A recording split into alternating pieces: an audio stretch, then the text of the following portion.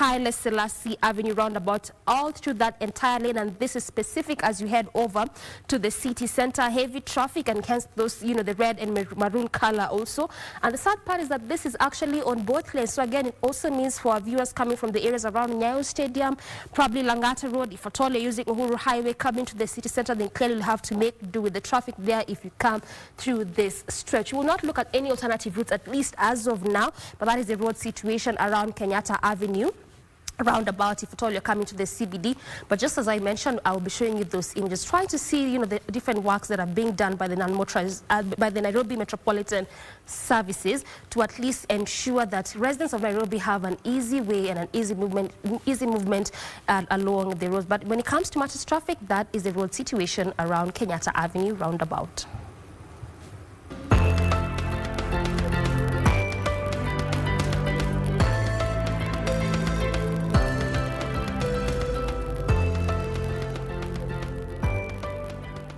Thank you so much, Doreen Range, for that update. So it's time now to bring you up to speed with what is happening with various dailies in the country. I've got a copy of the Star and the Standard with me this morning.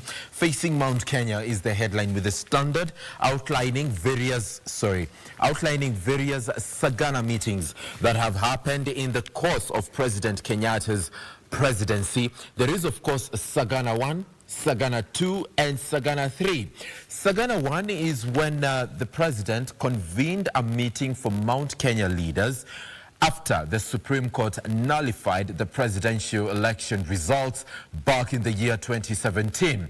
Sagana 2 happened in November 2019 when the president summoned leaders from Mount Kenya region after there was talk that this region is not benefiting from development, despite it being a cornerstone to the formation of the government. And of course, now there is Sagana 3 that is expected to happen over the weekend.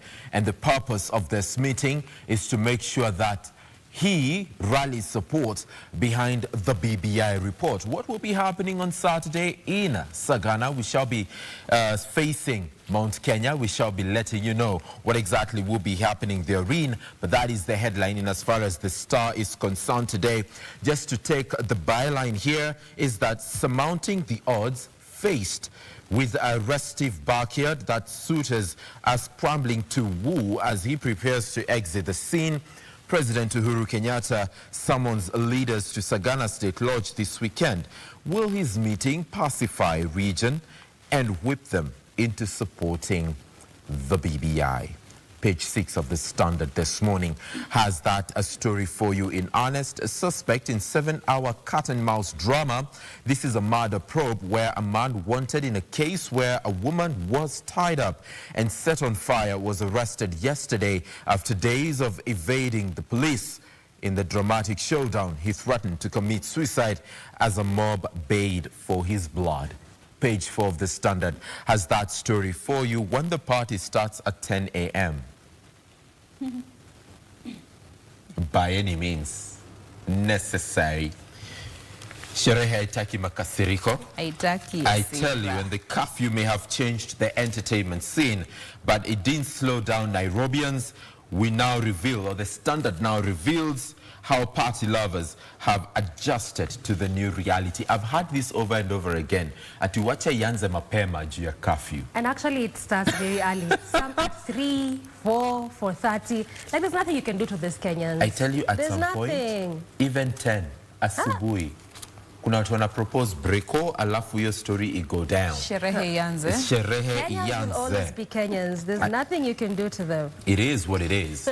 And we shall be giving you the details of that in not too long. Page 3 of the Standard for you. And how COVID-19 long break left students fighting addiction. That story is on page 12. We sort of touched on this yesterday when we were talking about the financial independence of some of these students and the fact that they have nothing to do with this money. So all that is left on the table is to entertain their friends and, of course, engage in some of what we can call wanton frolics, right? We'll be giving you details of that in just a short while. The Star this morning bears the headline, why BBI could make or break Raila and Ruto. And the vote result expected to trigger 2022 campaign momentum.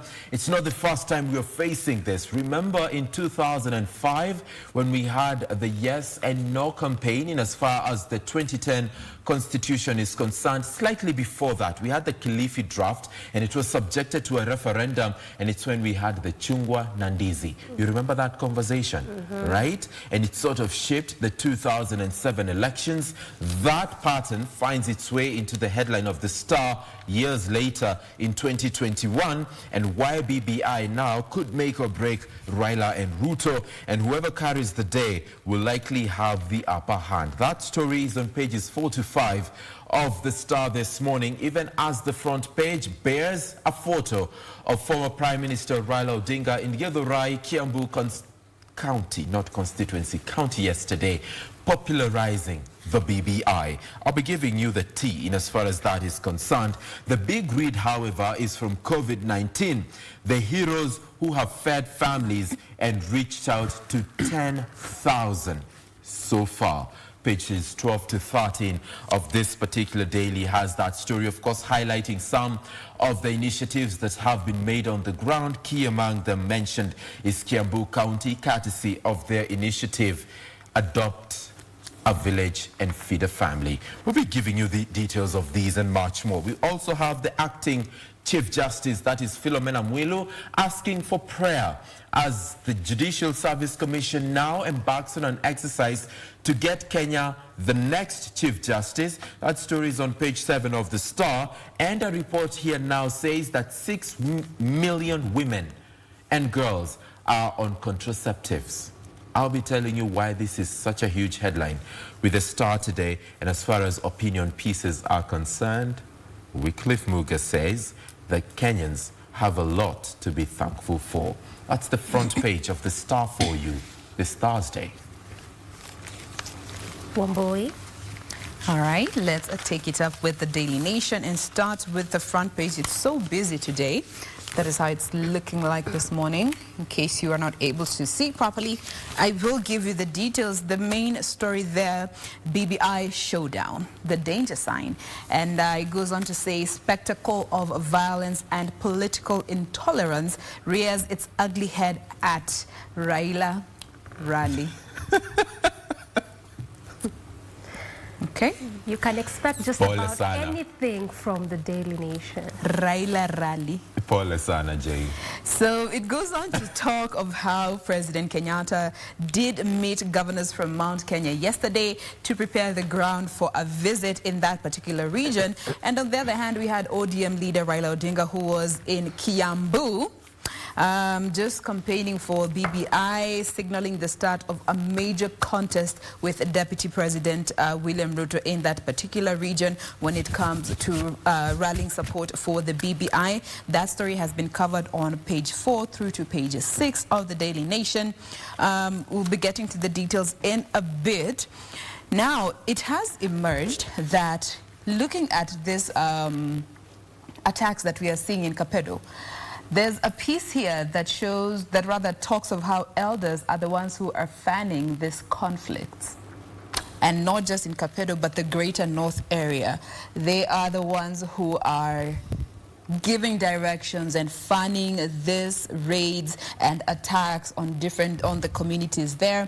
There's actually a comment that was made by Interior CS Matiang'i in regards to this. I will be very particular to get to that piece once we get to the details part of this particular segment. Then there's Magufuli. Magufuli warning on rushed vaccines. He says that we should not be so fast to accept these vaccines, yeah? They should first be verified by local experts before they are administered to the public. Details in a bit. And finally, or rather, the second last main story here on the front page, the big question when it comes to schools, what is fueling this unrest that we are seeing? Students attacking each other, attacking members of staff, attacking teachers, and going also further to burn down some of the facilities in the schools. Now the big question is what really is fueling this particular wave of unrest that we are seeing. So many different things have been proposed as to being the reasons. We'll be trying to just see what this particular piece has in regards to that. And finally, someone's been eating your slice of bread. Apparently, bread is lighter than it used to be before, and that's because baking companies are now chomoing a slice or two and still sticking to the same price, and actually prices have gone higher. And this is the second time that this is being noticed, because a while back they were also doing that on a chomoa slice or two until they were discovered, and then they're like, sorry, we'll stick to 400 grams from the previous 500 grams. Now it seems we have gone back there. Telling you about that in not too long. D. Yeah, we want to take a very, very short break. Then when we come back, we'll be giving details of all of this in which you're saying, and give you more of what is happening inside this different daily. So for now, we take that break. Stay with us.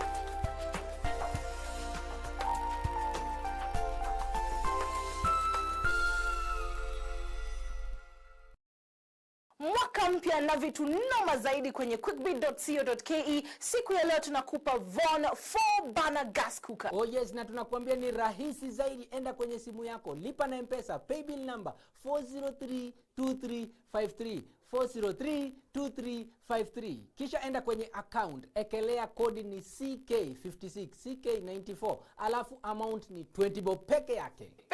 Alafu kumbuka utaekelea pin yako. Hivyo ndivyo utakuwa umekelea bid kwenye quickbid.co.ke. Ni bidhaa bora zaidi kwenye bei ya nini? Chini kwa chini. Chini kwa chini. Jiunga na Quickbid ni rahisi. Enda kwenye M-Pesa, bonyeza paybill, kisha weka business number 4032353. Kwenye account, weka kodi ya bidhaa unayotaka na bid yako ya chini zaidi. Kwa mfano, TV 16. Kisha weka shilingi 20 tu kama idadi yako. Weka bid yako pia kwenye www.quickbid.co.ke. Kumbuka, bid ya chini zaidi ya kipekee ndio ununua. Quickbid, bidhaa bora kwa bei ya chini. Malaria ni ugonjwa hatari sana unaoua watu wengi hapa Kenya. Japo kuko na corona, hatari ya malaria bado iko. Mtoto huyu alikuwa na joto jingi, kutetemeka, kuumwa na viungo na uchovu. Alikimbizwa hospitali ya umma ambako sheria za COVID-19 huzingatiwa na ni salama kwa shughuli ya upimaji. Vipimo vilionyesha kuwa ana malaria, na papo hapo daktari akampa dawa za malaria na kumshauri azimalize, na ili kujikinga wawe wakilala ndani ya neti iliyotibiwa. Malaria husambazwa na mbu. Walio hatarini ni watoto wa chini ya miaka 5 na akina mama wajawazito. Kupimwa na kutibiwa ni bure katika hospitali zote za umma. Usisahau adui malaria. Zero malaria huanza na mimi. Chukua jukumu leo. Komesha malaria. Ujumbe huu umeletwa kwenu na Wizara ya Afya.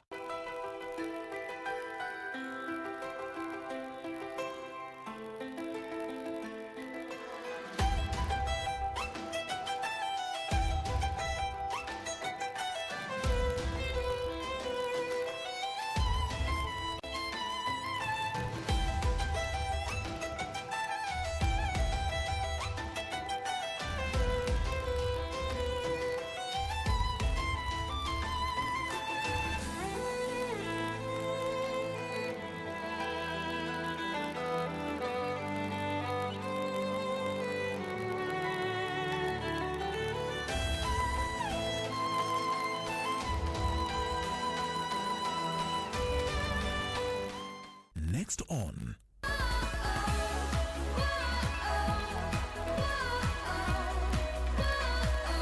It's a new day. Time to have fun right here on Big Mind Show. They say, oh my God, I see the way you shine. Take your hand, my dear, and place them both in mine. I started singing when I was 3 years old. I was singing in the bathroom and my parents discovered I could sing. Baby, die. you cry.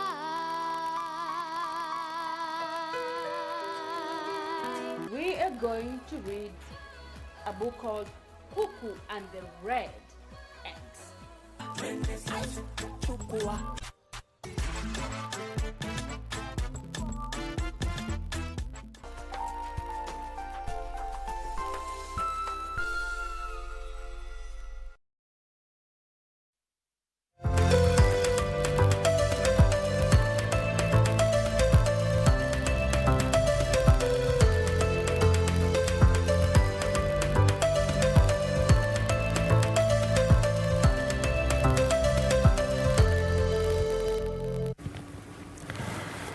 Welcome back to the program. This is Good Morning Kenya. If you are just joining us, you're right in time for our first segment. This is in the headlines, and it's time for us to unpack more of what is inside the paper.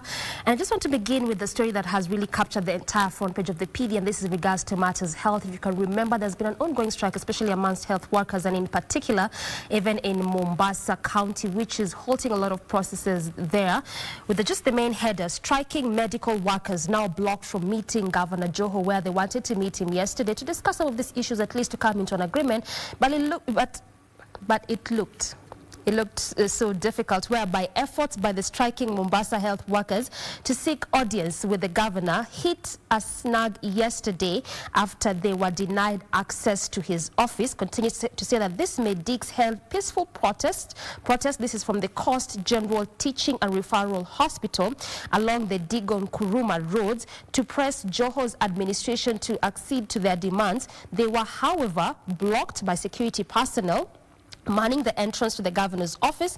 This is even as the strike enters week 12, continued to paralyze access to health facilities at public hospitals, and in particular the Coast General now forcing vulnerable residents from Mombasa County to seek health services from private hospitals. And it's so difficult because, well, the cost in these private hospitals is very high. Now, in addition to that, what is happening in Mombasa County in regards to matters health, just as I'm mentioning, halting a lot of processes is what is also resulting to cancer patients dying in, probably in high numbers in that particular county. With one particular story of James Momanyi, just saying that this man walks laboriously into the consultation room, and again, this is at the CGH, which is the Coast General Hospital Cancer Center, where he is scheduled to undergo a chemotherapy for colon cancer.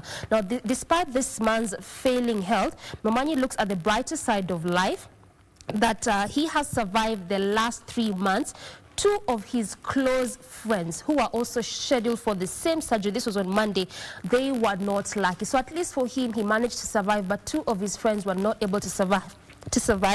And part of what the Kenya National Union of Nurses are saying, and this is in Mombasa branch, that is through their chair, Peter Marocco, he said that nurses will not resume work with no proper mechanisms in place, and yet a good number of them wanted to meet the governor yesterday, but they were blocked from that. So that is the health situation when it comes to that particular county, making it difficult for residents to even seek simple health services. Sam. Yeah.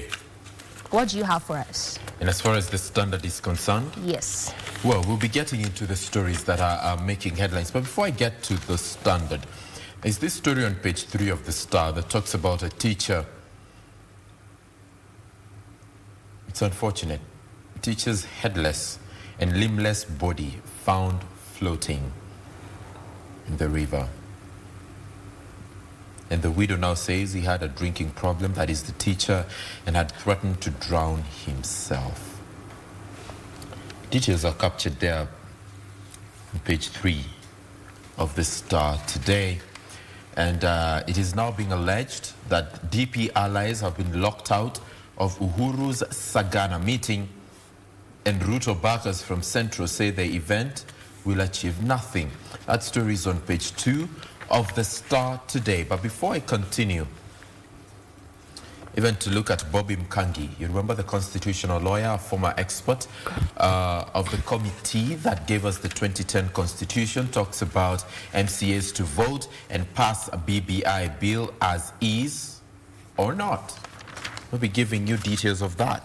Single dose of COVID-19 shot, now a possibility. This story has been reported on page 2 of the Standard today, whereas other vaccines are also on trial across the globe. Researchers say this one will be easier to administer.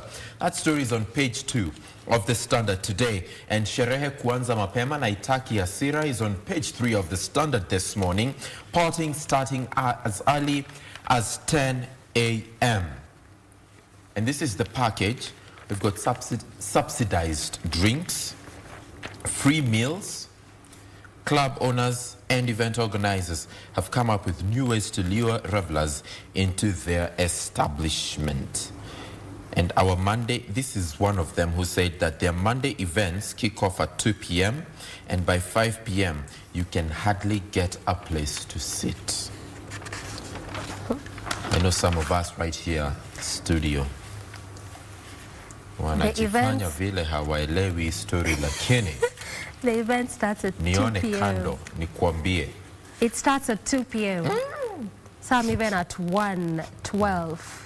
Even 10 a.m. Because there's curfew and we people still have to have fun. Did you just say we people? I said people. I said people still have to have fun. Sasa, Uhuru faces Mount Kenya at Sagana to push for BBI. Sagana 3 going down this weekend. Shall it achieve its intended purpose? Page 6 of the Standard has that story for you. Jane? Let's get to the Daily Nation, and that particular story in regards to the COVID-19 dose has also been featured on page 9 of the Daily Nation. Goes on to mention the figures. It's going to cost 770 Kenyan shillings for a single dose of this particular vaccine. The minister, and this is information that was put out by CAS, Dr. Masi Mwangangi, and she said that the country has so far raised funds to be able to acquire this particular vaccine, totaling to 43 billion Kenya shillings. And they're going to be having this vaccine acquired and administered in 3 phases. Phase 1 will begin, is expected to begin early next month. And they're targeting approximately 1.2 million frontline workers, frontline staff, and this include the healthcare workers, security officers, and teachers. Then phase 2 will be targeting approximately 5.1 million Kenyans, and mostly focusing on those who will be above the age of 50.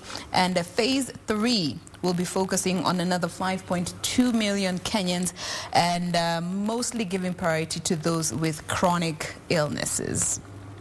That is the update that they have given so far in regards to the COVID-19 vaccine. And on the other hand, we have Magufuli, who is saying, before you take on this vaccine, question it. Let our local experts examine it, test it, and give it the go-ahead, as opposed to just accepting what we are told by the western side of the divide. Of course, expressing this hesitancy when it comes to allowing this vaccine even in his country. And there's a piece about what he had to say in regards to this particular COVID-19 vaccines.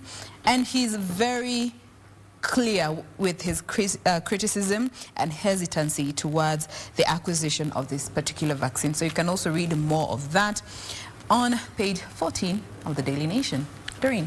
Yeah, I want to come to matters education. Now, if you can remember the story of the Kisii High School student who tried to murder 2 teachers. Now, this student stab case starts on April 13th, which is like 2 weeks from now. And the hearing of this case, in which the Form 3 student in Kisii High School allegedly stabbed and injured 2 teachers, will commence on April 13th. That is at the Kisii Law Courts. A senior resident magistrate Steve Onjoro ruled out yesterday.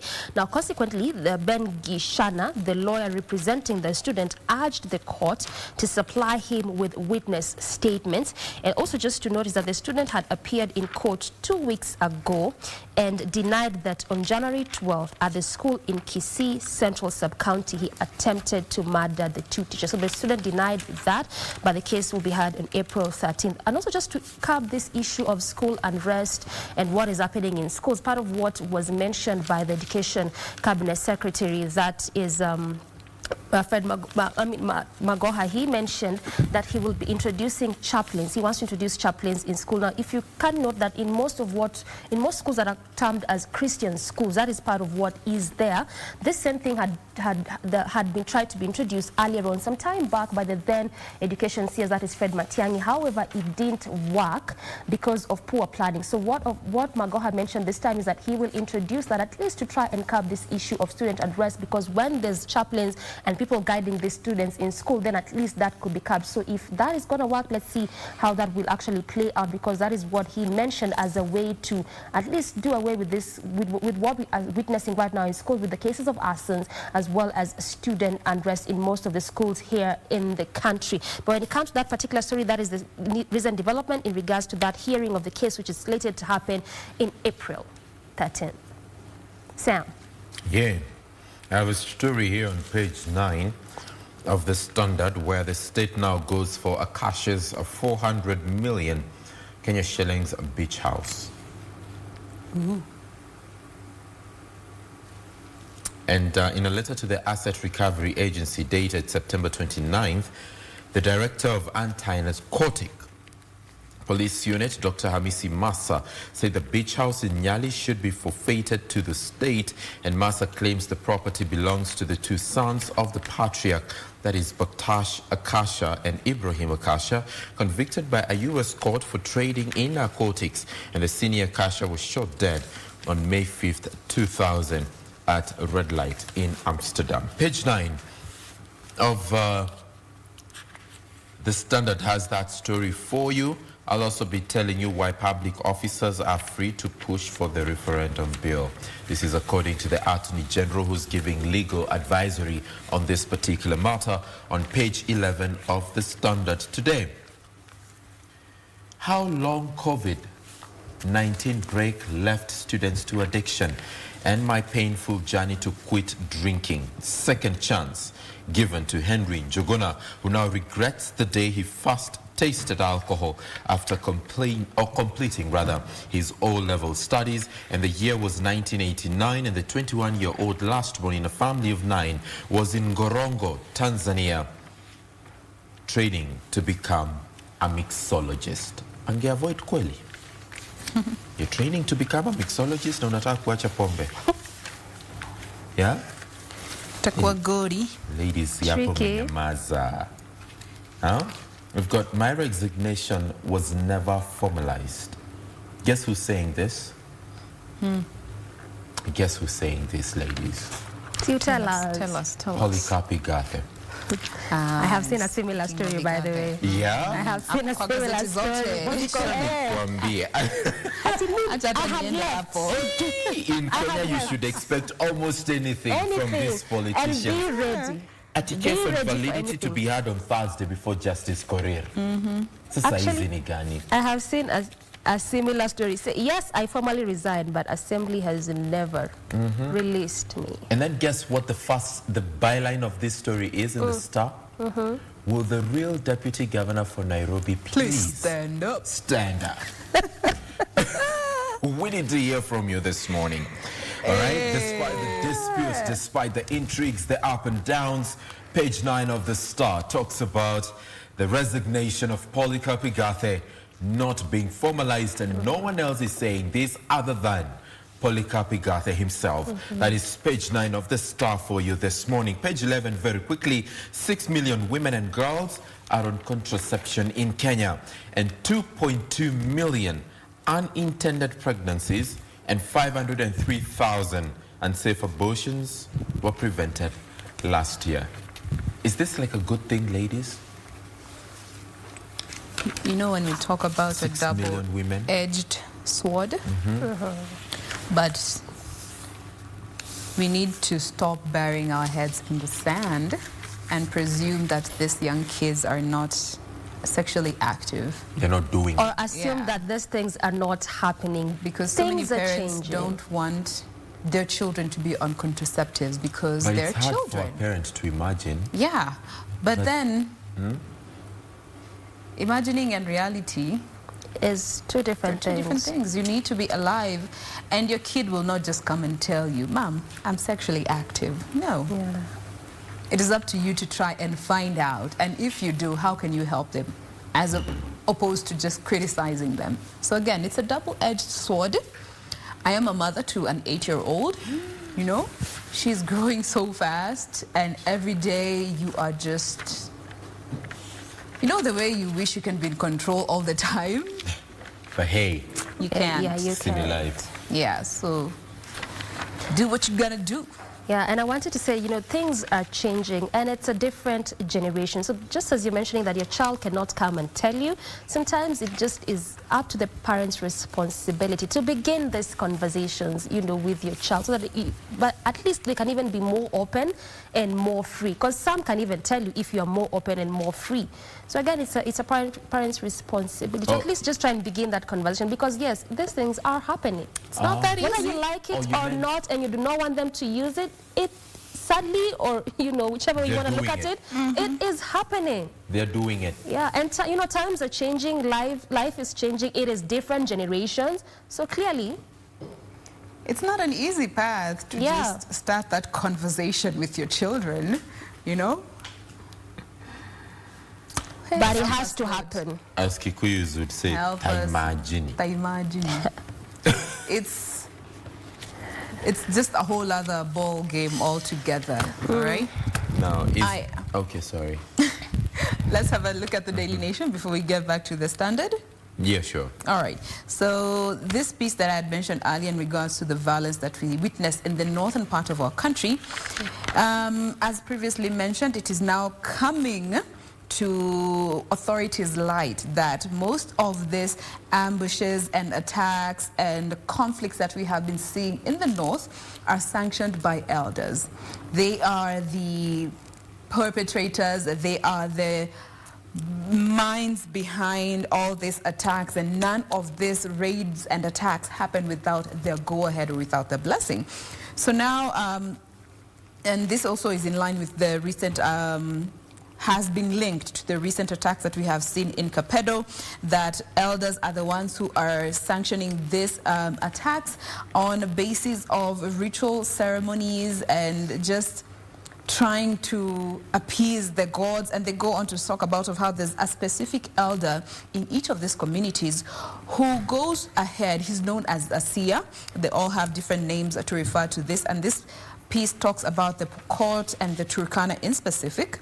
They talk of how there's a specific elder who's known as a seer who slits the stomach of cattle, pulls out the intestines, and is able to predict how the raid will go. He's able to even tell the enemy's tactics, really at attack. They're able to tell the number of casualties. They're able to tell when and how they're going to win. And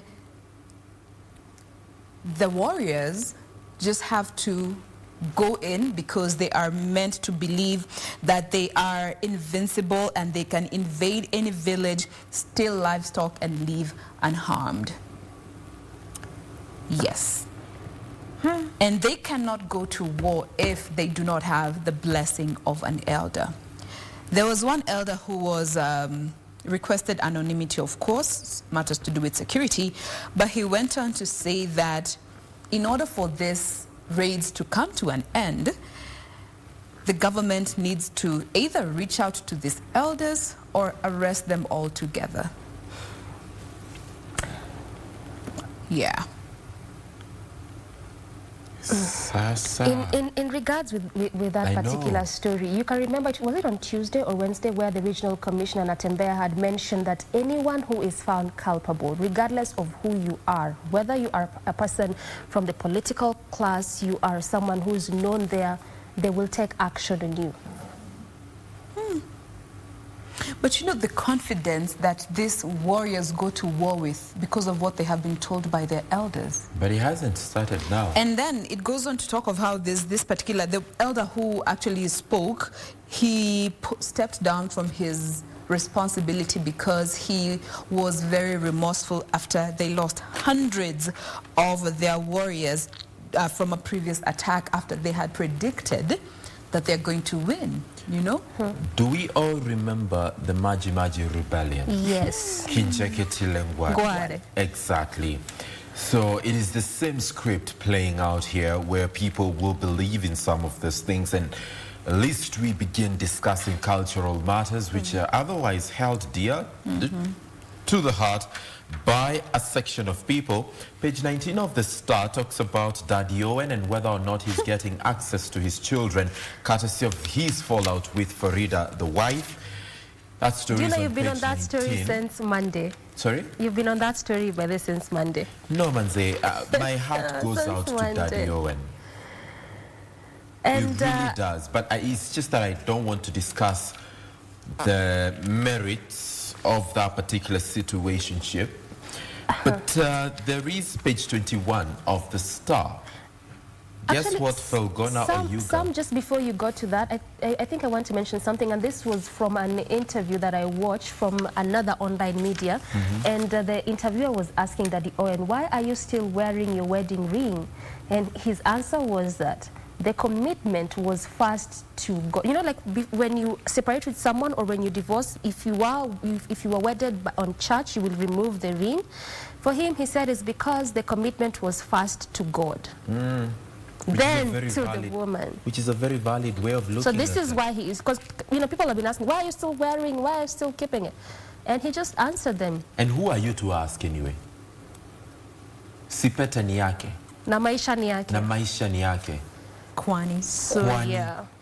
If he's decided to put it on, he'll be the one to decide when to take it off. Thank you.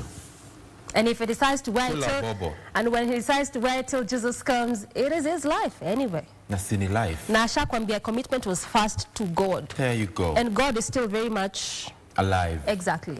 On the throne. Guess what Felgona or Yuga is writing on page 21 of the Star? This is a conversation I feel we should have on trending topics today. That women, actually the headline is, excuse women for their sexuality. And women have long believed that they are better than women who sleep with men for favors, that is cash or in kind. I mean, we are all the same. Please. It's the outcome that is different. Pambana na hali yako. Page 21, sindio hiyo. That is the Star. Actually, anauliza hii swali. Why is society hell-bent on keeping women pure? There is nothing we fear more than a sexually liberated women. Is that true? Ladies, pin drop silence. Wagarieni. There they are, on Sprit. I came across another post yesterday that also was questioning why is it that women are expected to be soft and warm at all times, even when they're uncomfortable. And why are men expected to be strong and protective even when they're vulnerable? Gender wars. Swali nyeti hayo. Hii ingie trending topics. Tuambiane mawili matatu. Ama namna gani? Tusemezane. Yeah, tusemezane. Tujulishane. Tunongonezane. Well, the last time I heard that word, I think I was in high school. But now you've had it again. You are welcome, by the way. All right. Yeah. Do you have a piece? Yeah. And at least, you know, some positive news, positive story. This is in Homa Bay County, where the youth there are set to benefit from the Kenya Youth Empowerment Opportunity Program, where they'll be given at least 40,000, 20 to 40,000. And this is just a program set to empower over 500 youths in specifically Karachuonyo constituency in that particular place, at least to ensure that they can be able to start small scale and medium enterprises. We've been having conversation through and through of lack of jobs, young people not being able to get funds to even start businesses. But this at least is a program in that particular county, Karachuonyo constituency in Homa Bay, that at least is set to empower these youths to be able to start something small on their own. And also part of what they're saying is that they'll be giving 20,000 first of all, at least in a short period, to monitor how they're using this money and to monitor how they're beginning the businesses, and then the other half, which is the 20,000 again for another period. And also they will ensure that they give these young people training, because again, also beginning a business is not just when you have money and then you start. There's also supposed to be proper training, at least to know what exactly to start, how to go about, you know, making profits, how to learn also when you're making losses and all of that. So at least some positive news there when it comes to Homa Bay County, and ensuring that young people can have something, you know, that can just help them keep going. Wamboi. Yes, let's now go to the Daily Nation and look at bakers who are pinching slices from your full loaf of bread. And not just bakers, hadi watu wa butchery. Unaitisha nyama nusu, unaiangalia hivi unasema hii yenyewe inflation, hii economy itatumaliza. What would you rather have? Is it an increase in the price of bread, or is it a slice less? Because we also need to ponder around that. Yeah, I mean, if you're going to take off a slice, take off the part of the price as well. No. Because if anything, the prices have jumped with as much as 10 shillings. Okay, yes. For those of us who are gluten-free. Or the bougie, corner. The bougie people, this direction, please. The door.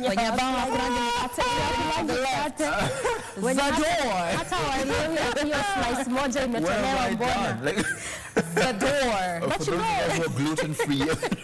But you know, it has to be one. So but you my can't issue do is both. You can't remove a slice and still the price is still at the same. My issue is the dishonesty with which they're doing this, because they're not doing this because they're looking to, you know, make you live your life, you know, contribute to a healthy lifestyle. No, they're just doing this. Because of healthy lifestyle. Contributing to a healthy lifestyle.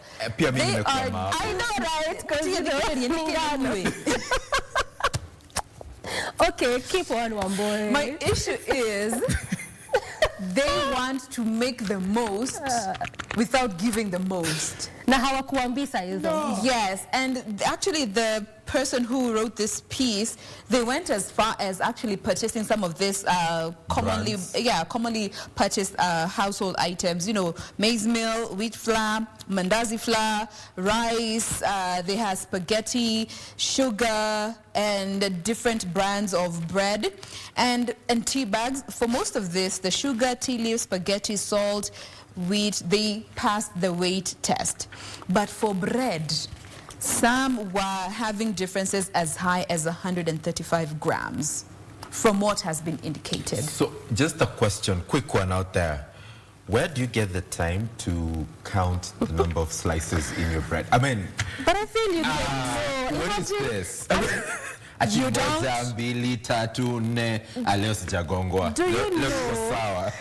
Do you know, even if you're not counting, if you're someone who eats bread often, you would know.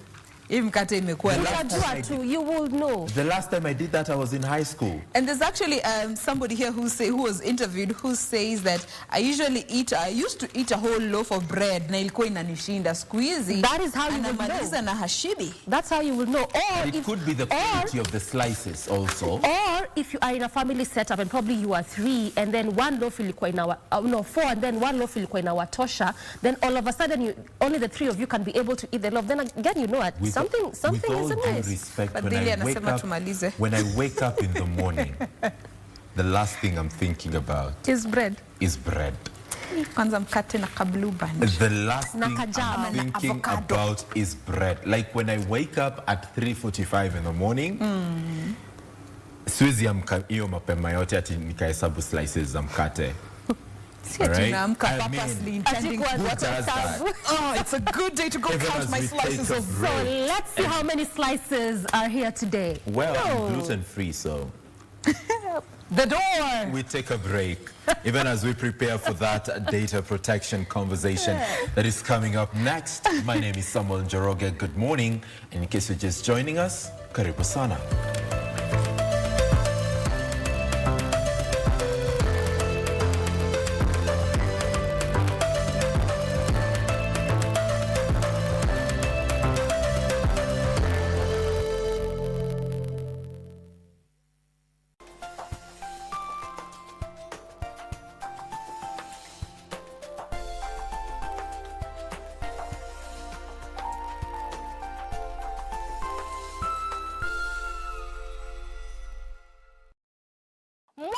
mpya na vitu noma zaidi kwenye quickbit.co.ke. Siku ya leo tunakupa Von 4 burner gas cooker. Oh yes, na tunakuambia ni rahisi zaidi. Enda kwenye simu yako, lipa na M-Pesa, paybill number 4032353 4032353. Kisha enda kwenye account, ekelea kodi ni CK56 CK94, alafu amount ni 20 bob peke yake.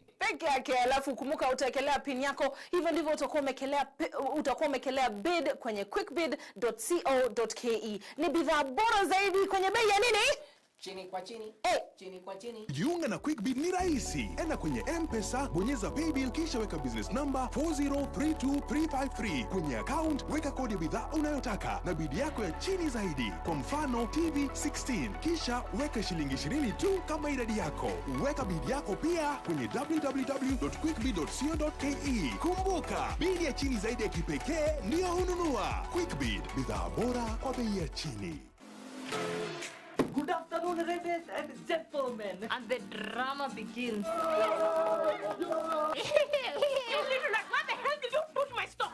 Ding dong. You stupid monkey. I want my clothes back. Oh, just shut up. Sarah, where have you been?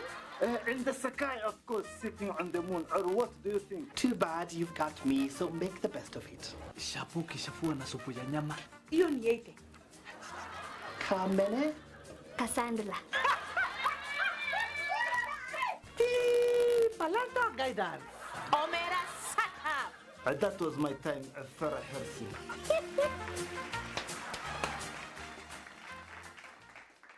Every Saturday and Sunday, KBC rejuvenates your weekend with gospel tunes and strengthen your faith with the word.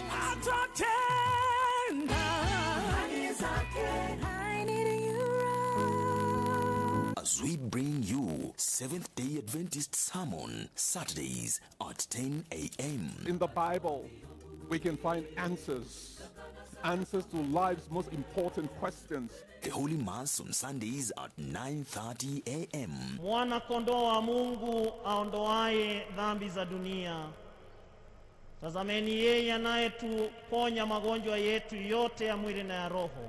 The All Saints Cathedral at 11 a.m. Pray that the Lord Jesus Christ may raise you to be a witness. KBC Channel 1.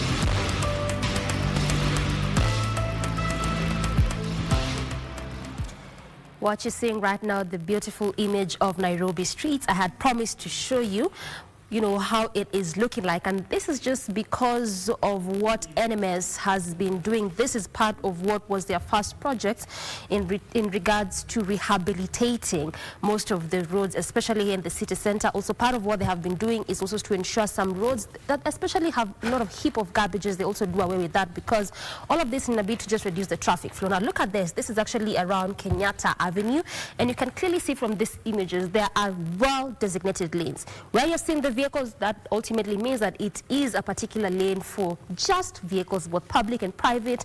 At the center there, it is for cyclists, that which we call the cyclist lanes, and the farthest end, where you're seeing people just walking, that is the pedestrian walkway. So this is part of what NMS is doing in terms of rehabilitating most of these roads, because part of the complaints is that, and most especially when you only have one particular lane, like when you only have that lane for vehicles, then it becomes difficult, because it will only mean that a good number of times traffic police would have to stop vehicles so that pedestrians can cross over. But when you have lanes designated, then at least also that reduces increases traffic flow. And one of the major reasons as to why this are put in place, and not just in Nairobi, but even beyond, like I keep telling you all the time, is that any road that has been earmarked for reconstruction, rehabilitation, or they're trying to expand, they ensure that at least they put this in place because, again, to reduce the traffic flow, again, like I mentioned, not just in Nairobi, but even beyond. So when it comes to traffic, at least they can say for sure that it has been reducing here and there. But right now, we just want to check the traffic flow on this particular area. Try to see if at all of these works in which they are doing or they had done has, served its purpose. And like I mentioned, this is not the only thing in which they are doing when it comes to the roads. They're also trying to ensure that areas where there are really a lot of heap of garbages, they're also doing away with that. And part of the areas in which they have done that, or they did that, is around Eastleigh area, trying to ensure that they collect all of that. Because then again, also garbage that, when you have roads where there are really a lot of garbages, then that leads to heavy traffic, because where vehicles are supposed to pass through, where pedestrians are supposed to walk through, then there's garbage there. So right now, we just want to check the traffic flow around this area, which is the Kenyatta Avenue. If you can remember, earlier on around the roundabout, traffic had begun to build up, but it was a manageable kind of traffic, and hence that's why we were seeing the orange color there. Right now, things have changed altogether, and at least there's some green, and this is as you leave University Way roundabout, coming all through via Uhuru Highway, just before you get to Kenyatta Avenue roundabout, and again also as you branch off from Kenyatta Avenue, still coming through Uhuru Highway before you get to the Haile Selassie Avenue roundabout, and also going all through and through to the Nyayo Stadium roundabout. So this is how the roundabout looks, at least as of now. So yes, in as much as there's still some traffic there, but at least it's a manageable kind of traffic. So just where there's still heavy traffic, just as how it was earlier on, is as you leave the areas around Mbagathi Way, Ngong Road, Valley Road, Hurlingham, if at all you're coming through the same route before you get to the roundabout there. And again, also the traffic begins from the All Saints Cathedral, specific on that lane that is coming to the city center, which is also what I keep telling you all the time. On any road, especially as you are heading over to the CBD or the city center thereof, and this early morning hour, what we are seeing right now is basically what we'd expect to see because of obvious reasons. People are either heading off to their workstations, businesses, a lot of activities as you come to the city center. So clearly that is why we are seeing the kind of traffic that we are spotting, especially as you leave the All Saints Cathedral, coming all through via Kenyatta Avenue, again, just before you get to the roundabout. Also, things are not looking that bad, like I mentioned, through the roundabout. So again, for our viewers coming from those areas that I just mentioned earlier, if at all you are heading over to the city center, where you'll only have to make do with the traffic is just slightly past the cathedral. Away from that, coming all through to the CBD, again branching off as you head over to University Way, or if at all you're heading over to Haile Selassie or even Mombasa Road on the other side through Nyayo Stadium, then also it's a smooth sailing for you, no traffic at all. And at least as of now, that is the road situation around Kenyatta Avenue. Our focus today is just specifically trying to check what is happening on this route, and also just trying to continue checking what the different road works have contributed in regards to traffic flow on this route.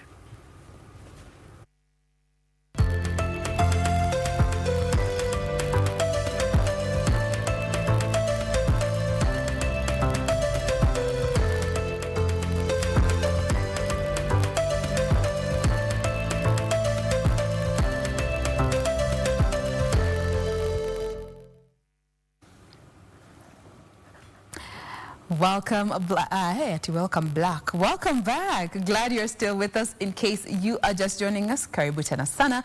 This is Good Morning Kenya, and we are glad that you have chosen to start your morning with us, because this is the only way to start your morning. We want to know where you're watching us from, so do check in using the hashtag on Twitter. That is Good Morning Kenya. At KBC Channel 1 is our official station handle. My handle is at Jane Wamboi, and my colleagues are at Doreen Arange, at Sam Devlin Joroge, and at Ray Manyara. So we want to get started with the first conversation for the day, and this is in regards to data protection. Given today we are marking the Data Protection Day, this is a global event that is celebrated every year on the 28th of January. But what does it really mean? For most of us, they don't even know this day exists. And yet technology is something that we interact with every single day. Can you confidently tell me that you can go for an entire day without using any form of technology? I want to know if you are able to Talk to us on Twitter using the hashtag Good Morning Kenya. Tell us how that experience is for you, because for most people, technology is something that we have gotten to a point where we cannot function to some extent, quote unquote, without it, because of its efficiency of how it has helped make our lives easier. But all that information that we are putting out there, how safe is it? You know, is it being sold to other third-party users? Is it being used for purposes that it wasn't initially intended for? Well, that is what we want to find out today, and just know how we can better protect ourselves, because we all have a digital footprint. Question is, how safe is it? To help us with this particular conversation, we have with us Fiona Asonga in studio. She is the CEO of the Technology Service Providers of Kenya. All right, karibu sana. Thank you so much for having us here. Thank you for making time to be with us this morning. We appreciate you for being here. Do you have social media handles? Of yours can also interact with you on that platform?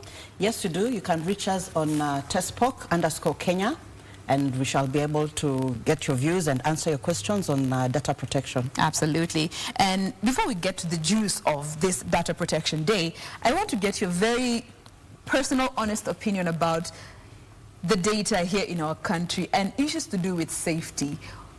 What are your thoughts about that? My very honest and sincere opinion on data today is that we've made a major leap forward by having the data protection law for Kenya in place, the Data Protection Act of 2019. It has changed the landscape. Prior to that, I was so worried because I knew every time in this country when you enter a building, you present your ID to a security guard. He copies everything into this book. He asks for your telephone number, and then he always insists on a mobile number. Yes. So you put your mobile number, your ID, your place where you work, sometimes where you stay, full names, you know, everything, you know.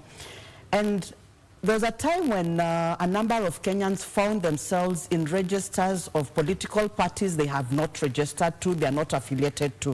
Why? Because third parties would come, someone comes and takes a picture of that book, photocopies that book, somehow the information leaks, because there's no obligation to the person collecting that data to handle it appropriately.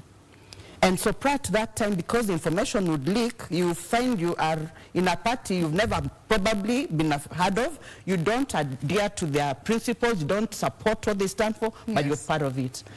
Secondly, you'd also find you're getting calls from insurance companies and you're wondering, which one is that? What business have I done with you? How did you get my details? They say, no, we have our ways. The Data Protection Act has killed all that.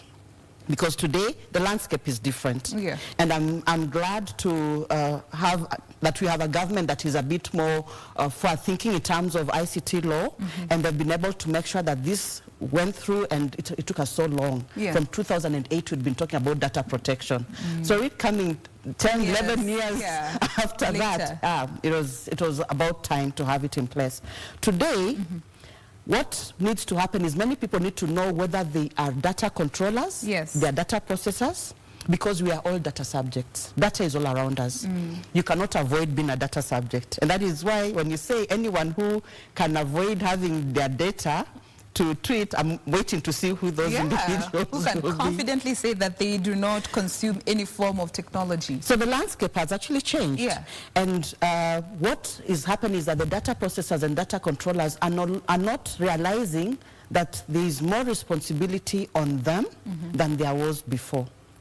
Today, as a data subject, I need to be able to sign a consent document saying, yes, I am giving you data to access KBC specifically for security purposes, and it is for security and security only. That means once I've been here and I've gone through whatever business I have here, assuming I'm not on air. Today I'm on air, so everyone now knows me and has heard my name. So that is the next. But I was coming to an office, for example. That data should be used just for security, for them to know I was in, where am I, in case of any incident, they know I can be tracked and traced and accounted for. So accountability is actually becoming the core of data protection in our space today. And I should be able to sign that and know that my data will not be used for anything other than the purpose for which it has been given. For. Now, allow me to just jump in at that particular point, and now looking at the other side of the divide, and this is the population, we the Kawaida people, when it comes to knowing our rights about our information. From what you have seen interacting with people on a daily, even dealing with clients, what is the level of knowledge about my data and my rights and the consequences when they are violated? I think there's a lot of awareness and public education that needs to happen in that space. There's a gap as is? Yes, there is a major gap, and I'm glad that we have a commissioner in place. The data commissioner was appointed. Yes. And so she has her work cut out for her. Yes, it's a lot, but I believe she's going to be able to do it with the team that she's putting together, because the public, ordinary Kenyans need to know, to what extent do I have a right to withdraw consent? For example, the law talks about as data subject being able to withdraw consent. So I've given you consent to use my data for security purposes. I come in and for some reason I withdraw that consent. That process, how does that happen? When can I decide at this point I want to withdraw the consent I had given? How do I make that decision? I need to be very empowered to understand what my rights are within given spaces. Because if it was in a situation where I'm going for medical treatment, I'm, for example, agreeing to be part of a trial, I can actually, it's easy to see how to withdraw the consent. Yes. But there's situations where, unless you really understand what you're getting involved in and what you're doing, it is very hard for you as an ordinary Kenyan, and ordinary, I'm looking at Wanjiru in the village, Akinyi, Atieno, you know, in the village, who need to understand that, I've gone, especially like when in the villages where we're having power challenges and people go to charge their phones at a public charging point. Yes. So you charge your phone, messages come in and everything, all the information is exposed. Soon you realize a story or something is coming out of your phone that went to charge that had this information. So what are your rights? What responsibility do you have? And sometimes it's basic things on how do you handle your devices. Yeah. It comes back to issues of cyber security first, because security of your information starts with you. The law is there, but at the end of the day, the data subject also needs to understand where their responsibilities begin and end. It cannot be on just the entity that is the data processor or the data controller. All right. Yeah. And looking at that aspect of responsibility of both parties that are involved, you find situations where you may give consent, but unknowingly, you know, and the other party can clearly say they gave us consent in as much as we don't have the written tangible support to support this particular claim. How do you handle such a situation where one party says they don't know that they were giving consent and the other party says they give clear and explicit consent? And consent, what forms does it does the law recognize? Actually, the law is very clear. Article 32 of the law that talks about giving of consent states that it should be very clear to the data subject that they are giving consent. It is not something that I will come in and because I have gone through a process, I have given consent. No. We must be very clear, my dear. Explicit. It has to be very explicit. I have to know that when I enter these premises, I have given consent to 1, 2, 3. And what some of the things in how we do our normal activities may have to change. For example, we may no longer be signing those books. By virtue of signing, you have given consent, even though you don't know, because we do it because when you're entering a building... Actually, it's going to have to change. When you go to Europe and you're entering a secured environment, you don't put your data in a book where there's a lot of other people's data. You will not even know who else came in. You will not even know that there are other people in that building. You are given a paper, single leaf paper, with clear terms on it and conditions of your access that you append your signature, your name, and your details to. We can no longer be using those books. So question, the way we have things operating here, the signing of those books, writing your name, ID number, time you entered the building, phone number, and where you're going to, by virtue of doing that, is that giving consent to this particular holder of this information? if you know, what misses in that whole process is the fact that you're never told why we're collecting the data. Yes. There has to be someone to explain to you, to tell you, I'm taking your data for security purposes, and like this, because that is what that sheet normally will have. And so you are agreeing to write it, but because you are never explained to, you'll find there are places where, because I go into those buildings all the time, they even tell me, don't write. So I keep asking myself, okay, I've not written, I've gone in. If something happens inside here, who accounts for me? You know? You know? Why? Because even the person collecting, handling that, does not understand why they do it. Yeah. And because they don't understand, they don't explain clearly why they are doing it.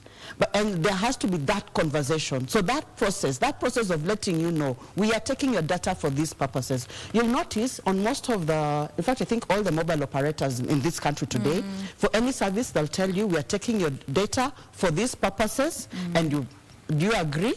Or don't agree. Yeah. Most applications ask you, do you agree or don't agree? And in the technology space, there's a lot of that. But the data is not just technology data.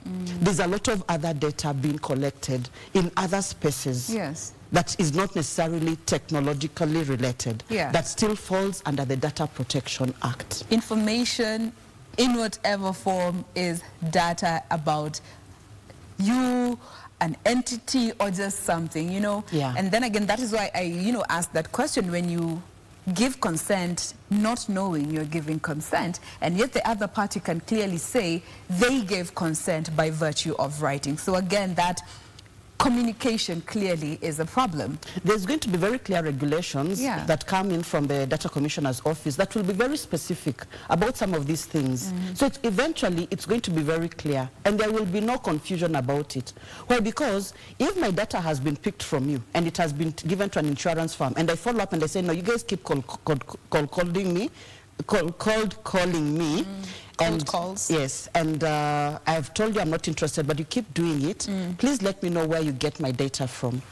And I take action, legal action. They'll have to prove where they got the data from. Yeah. Eventually, if it does come back to you and you did sell my data to a third party, sorry, you'll have to pay the price for it, because I never gave consent for my data to be used for any third-party communication. Yeah. Now, looking at the state of our country, given we have the data protection law in place, what are your biggest concerns about the safety of the privacy of our information in this time? Let us start by risk factors, the fact that do we even understand the risks that are involved when it comes to the safety of our data? I think Kenya has got a very robust technical community that has got very strong technical skills when it comes to cybersecurity, and a lot has been done, and I would just like to acknowledge the efforts of CSICT, CS Interior, for the effort they've done to make sure we have a well-trained capacity and capacity built and empowered cybersecurity police force. Yes. And that has been in place for the last almost 5 years now. And that has contributed significantly to our efforts to be able to keep the cyberspace secure. The challenge, again, boils down to individual awareness. And for this, it's going to have to be a collaborative approach between government, private sector entities, civil society, creating awareness to individuals on their rights and responsibilities in as far as the cyberspace is concerned. There is those who go in and want to use the cyber platform for popularity. And so they don't care what they put there. They put everything and anything and all manner of things. But at the end of the day, when you think about it, that kind of exposure, how does it help to keep you safe? How does it keep your data safe? So it's really a call, individual calls that people have to make on how they want, what personal data they want to protect, what they want to be in the public domain. But the law is giving you an opportunity to make sure anything identifiable about you is protected. Okay. So the law is always going to be there. Whether you adhere to it or not is up to you.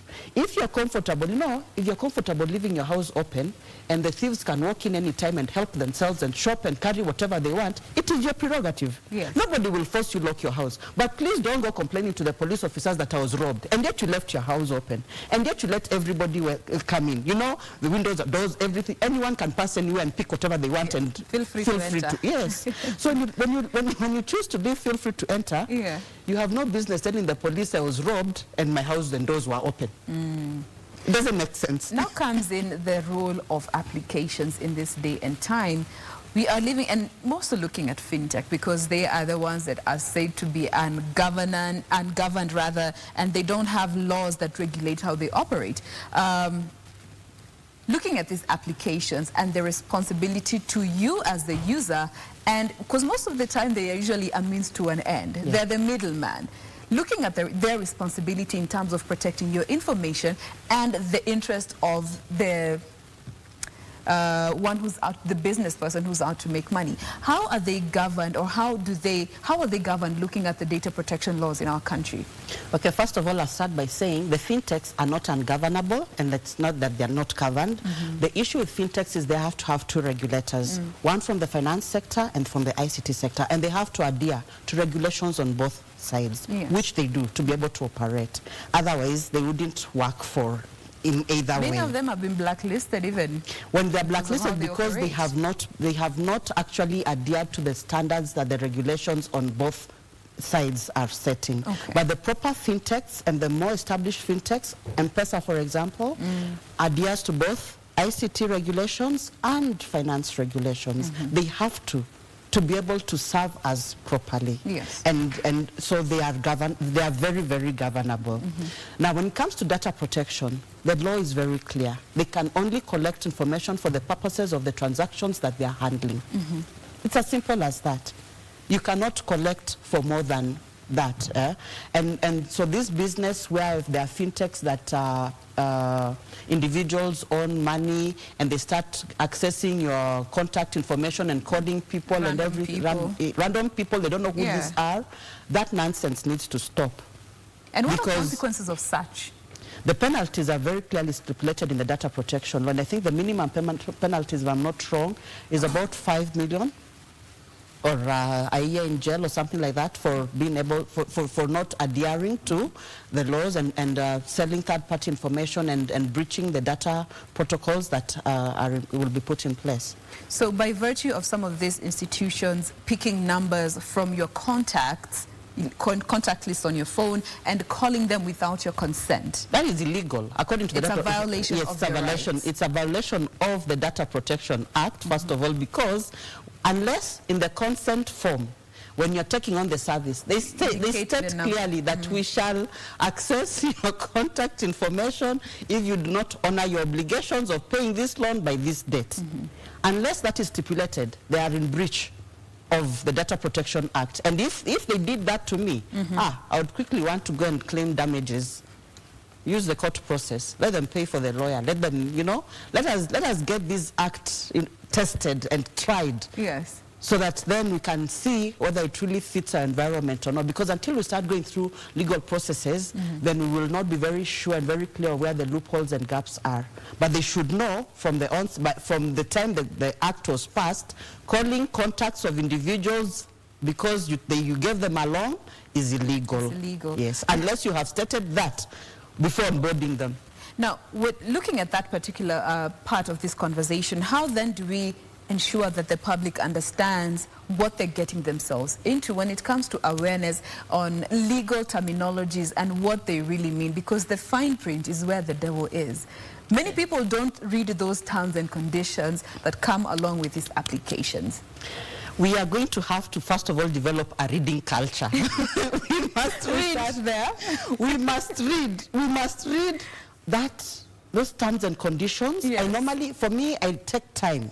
It's cumbersome, but I take time to read that finer details, because there is where the devil is hiding. If you don't read, you'll find yourself signing up for something that just doesn't work for you. So we must take time and read those terms of conditions of all the applications that we are onboarding to. And if the application does not state, and if possible, print the version that you're agreeing to. Print it. Keep it. If they change their terms and don't update you so that you can quit early enough, then, my friend, you go and claim damages. We need to begin to make use of our legal system properly and make use of the acts that have been passed. Because when we don't do that, and I know Kenyans like to sue, You know, especially where they think they're going to make $1 million plus. Yeah. Well, data protection is one of those things, because how do we quantify the loss of an individual's reputation, the disturbance and nuisances that come with cold calls and things that do not make sense to you? It's just that sometimes we are being polite and we don't take legal action. But I know that there are Kenyans out there who would want to have class action suits, and there are going to be several of them in the data protection space. If only we knew our rights. If someone can take time to understand it and know their rights. Yes. Yes. Again, that also boils down to public awareness when it comes to the consumption of this information. Remember, we're talking about data protection today, given it's the Data Protection Day. It is the day where we get to just step back and look at ourselves when it comes to protecting the information that we put there on the digital platform. We want to take a break, but we'll be right back to continue with this conversation. Keep sending in your feedback. We'll be addressing them after this break. Stay with us.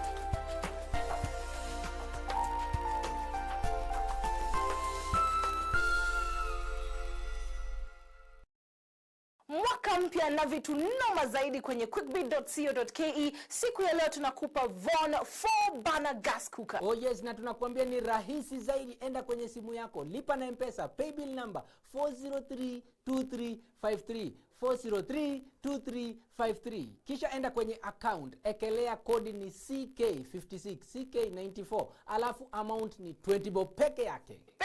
Alafu kumbuka utaekelea pin yako. Hivyo ndivyo utakuwa umekelea bid kwenye quickbid.co.ke. Ni bidhaa bora zaidi kwenye bei ya nini?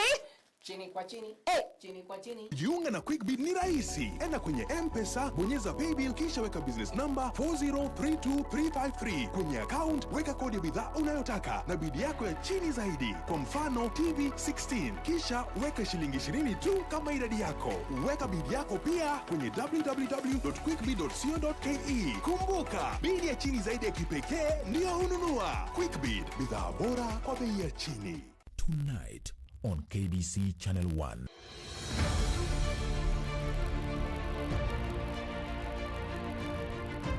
Kenya's export capacity is one that the world recognizes. President Uhuru Kenyatta continues to strengthen trade relations with other countries to create more export opportunities and jobs for the Kenyan people.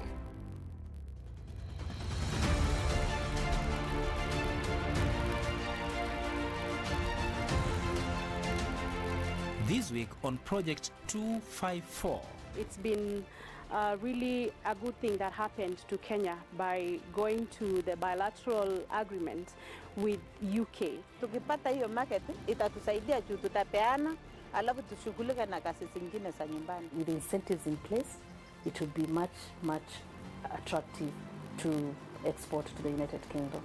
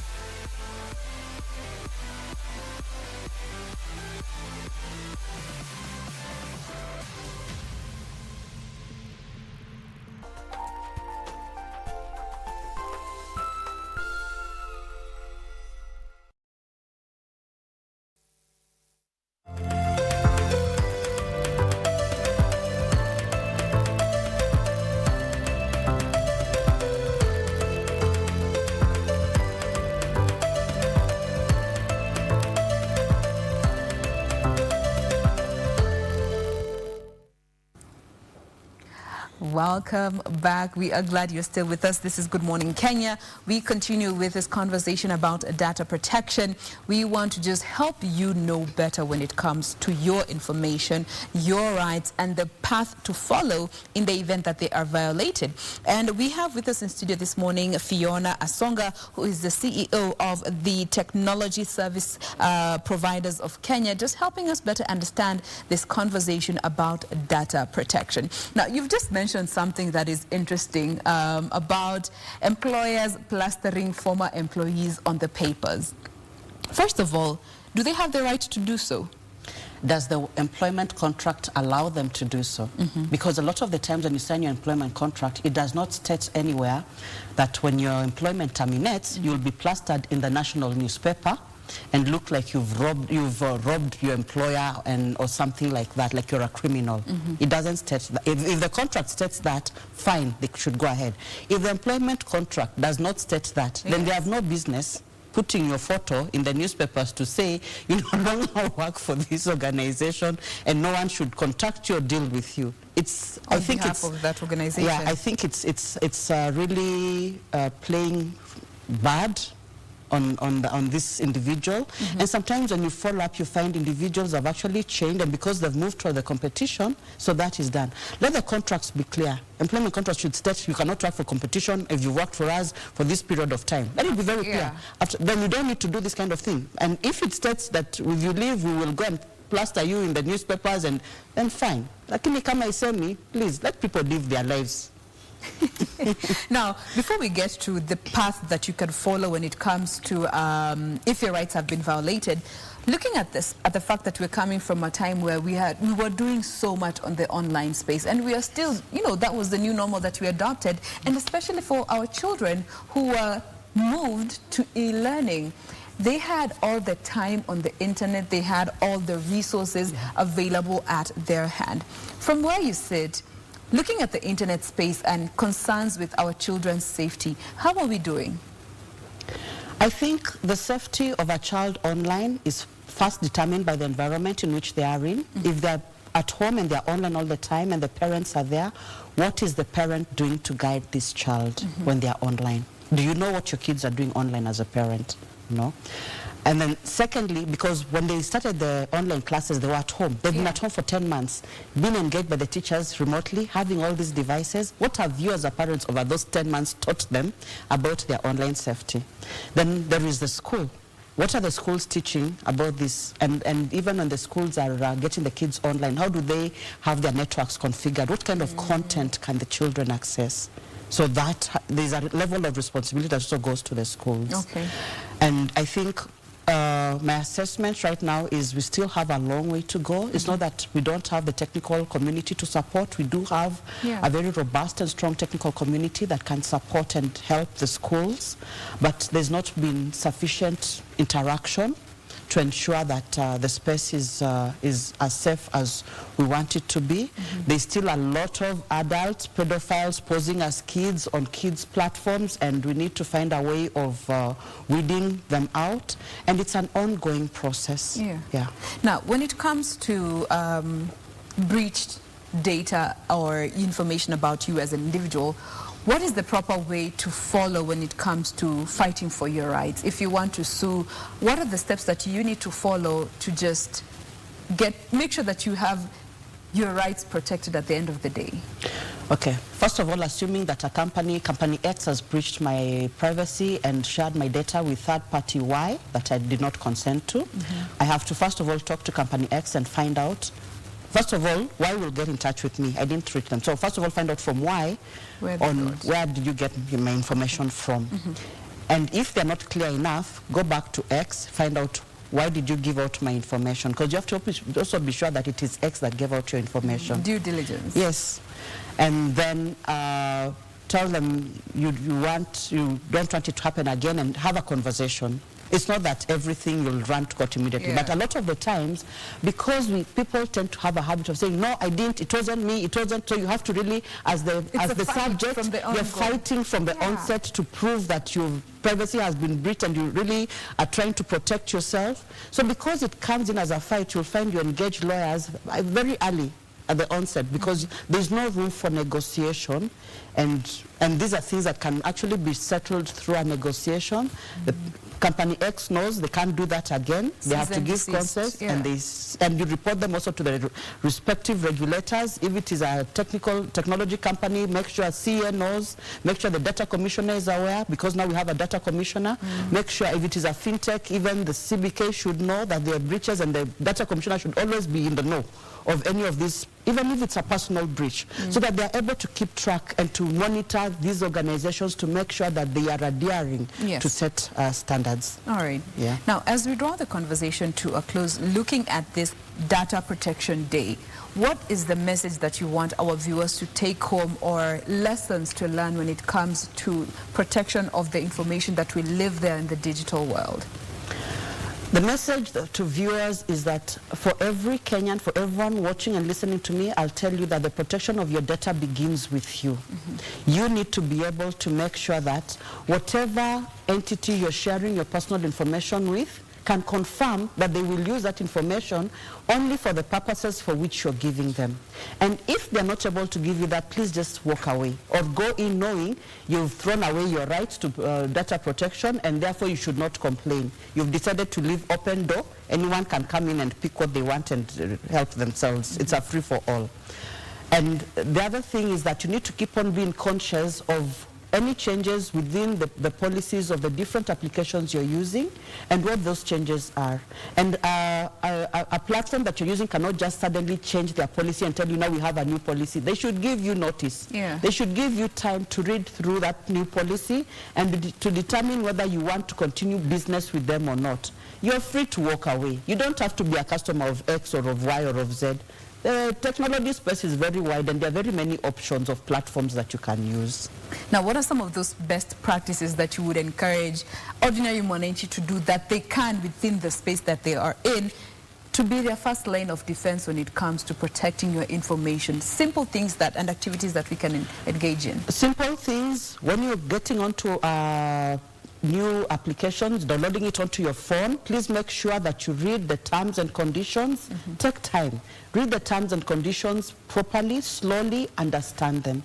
If there's terminology there that you don't understand because it's too legalistic, please look for a lawyer or someone who understands legal jargon to help you understand, what does this mean? What are they saying? Analyze, because you need to be able to know that you are going to protect yourself and protect your data. It saves you a lot when you're protected in the onset than when issues arise. So first, read the terms and conditions, make sure you understand them. After you have done that, agree to the terms that make sense to you, that you are comfortable with, that align to what you want, your goals in life and what you want to achieve. If there's anything that doesn't, leave it alone, and life will be so much easier. I think those are the first basic. And then always make sure, even on your devices, that your devices are secure, because sometimes there are applications that come in and collect information from your devices. So keep your device safe. Make sure it has the relevant features and you've activated them that will keep your content safe and secure to yourself, so that someone you don't download an application and I'm on your application, on your phone as a content, and I've been called to answer XYZ questions that are none of my business, so that your private life can remain your private life, and you can be able to just enjoy the technology and what it can do, because technology is a double-edged sword. Absolutely. It can cut one way and cut the other way and leave you with nothing. Yes, and I like the fact that you had mentioned off here that we need to learn to print some of these contracts that you're signing. Yes. The original one that you're signing. Because some of these entities along the way, they change terms and conditions and don't update you. Yes, that is very important, and that is based on a personal case. I'm not going to name the entity, but because I printed the terms and conditions way back in 2005, they changed them. Yes, and they changed them without informing me. When they came back to me, I told them, no, sorry, this is what I signed, and I'm ready to go to court on this, because you never gave me the update. I didn't have the updated one. Okay. And something as simple difference. as that. Screenshot if you are not able to print. Make sure you have the original form of what you are signing, so that in the event they change terms and don't inform you, you have the legal capacity to sue or issue a cease and desist, or just you have the legal backing behind you. So be your first line of defense when it comes to protecting your information. That brings us to a close of this particular conversations, but then again, conversation around data protection, breaches, and the consequences are things that we cannot fully exhaust in this one sitting. We'll be having subsequent discussions to just make sure that we give you all the information that you need to make these decisions. We have been speaking with Fiona Asonga, who is the CEO of the Technology Service Providers of Kenya, abbreviated TESPOC. Thank you so much for coming. We appreciate you for making time. Maybe you could remind us the social media handles once more for our viewers. Our social media handle is TESPOC_Kenya. Please ask us any questions you have. Today we'll spend time responding to your data protection queries, and we hope that we can empower you to keep your data safe. Thank you. So take advantage of this time to get to learn how you can best protect yourself. I mean, now we're having this conversation about WhatsApp. So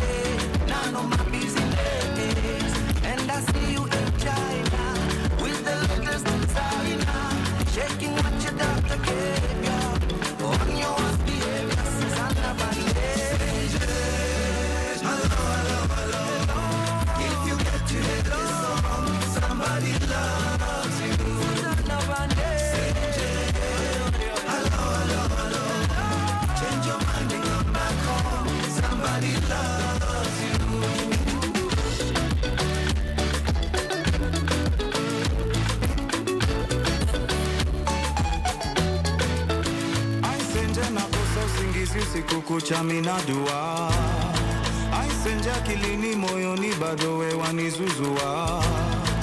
When are you coming home Senje? Tell me are you on your way? Kife tukipendana kiromeo na Julia.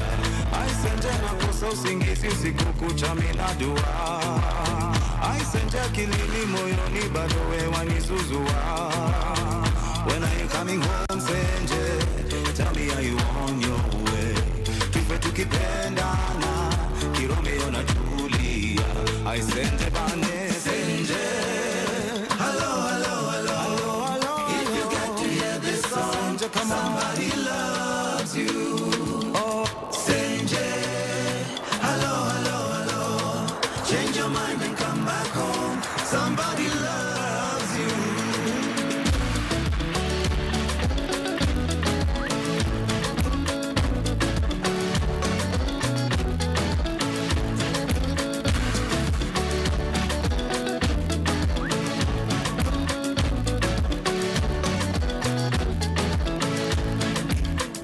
back to the program. We'll continue with the day's conversation. Being Thursday, it is Entertainment Thursday, and it is time for our next interview. So today, as we are talking about gospel music, we just want to better understand the difference between what we call the modern day gospel and what we call the old day kind of gospel. On set, I'm joined by Mercy Simiyu, who is a gospel musician. Mercy, good morning. Good morning. How are you doing? Very fine. Easy, relaxed? Yeah, very much relaxed. And fine altogether? Of course.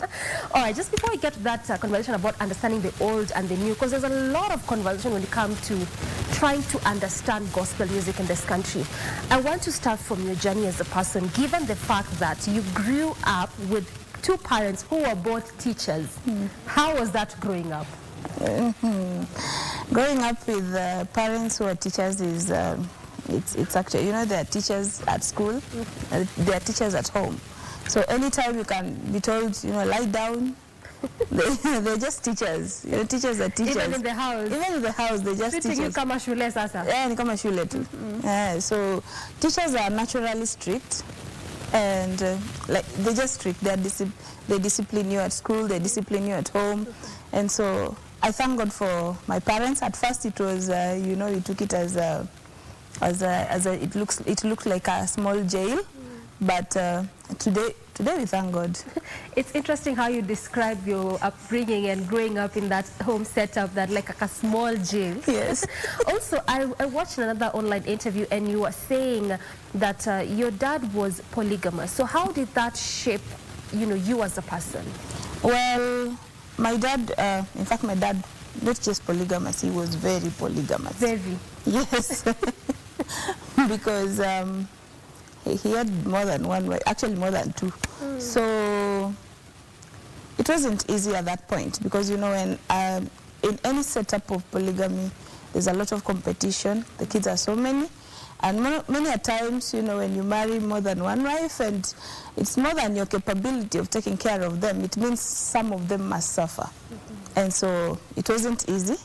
Really, for me to get education, it's because I just loved education. But at some point, you know, you can even drop out if you're not careful. Yeah, it was not easy. It was not easy? Yes. But at least here you are? Yes, I thank God. Okay. Now, also again, moving from a cleaner to doing music. Yes. Explain to us. How did you get to a point where you are a cleaner, and how was it for you transitioning or just choosing to say that actually, by the way, I'll move away from this job and this is what I want to pursue? Well, I went to college after Form 4 and I did tourism management. So after college, now, you know, you come out of college and you're looking for a job, and my experience of looking for a job, I applied to be a cashier, but I was placed as a cleaner. So that's actually how you ended up as a cleaner. Yes. I applied in Nando's. It's called Nando's. You know, Nando's Insco company. Yeah.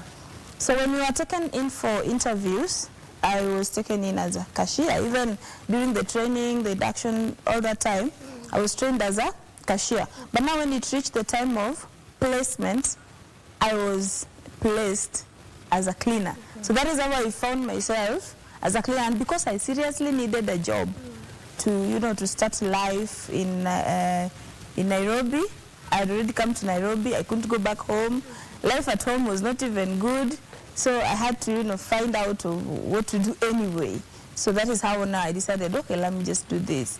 Then I stayed there for a number of months, almost 7 months.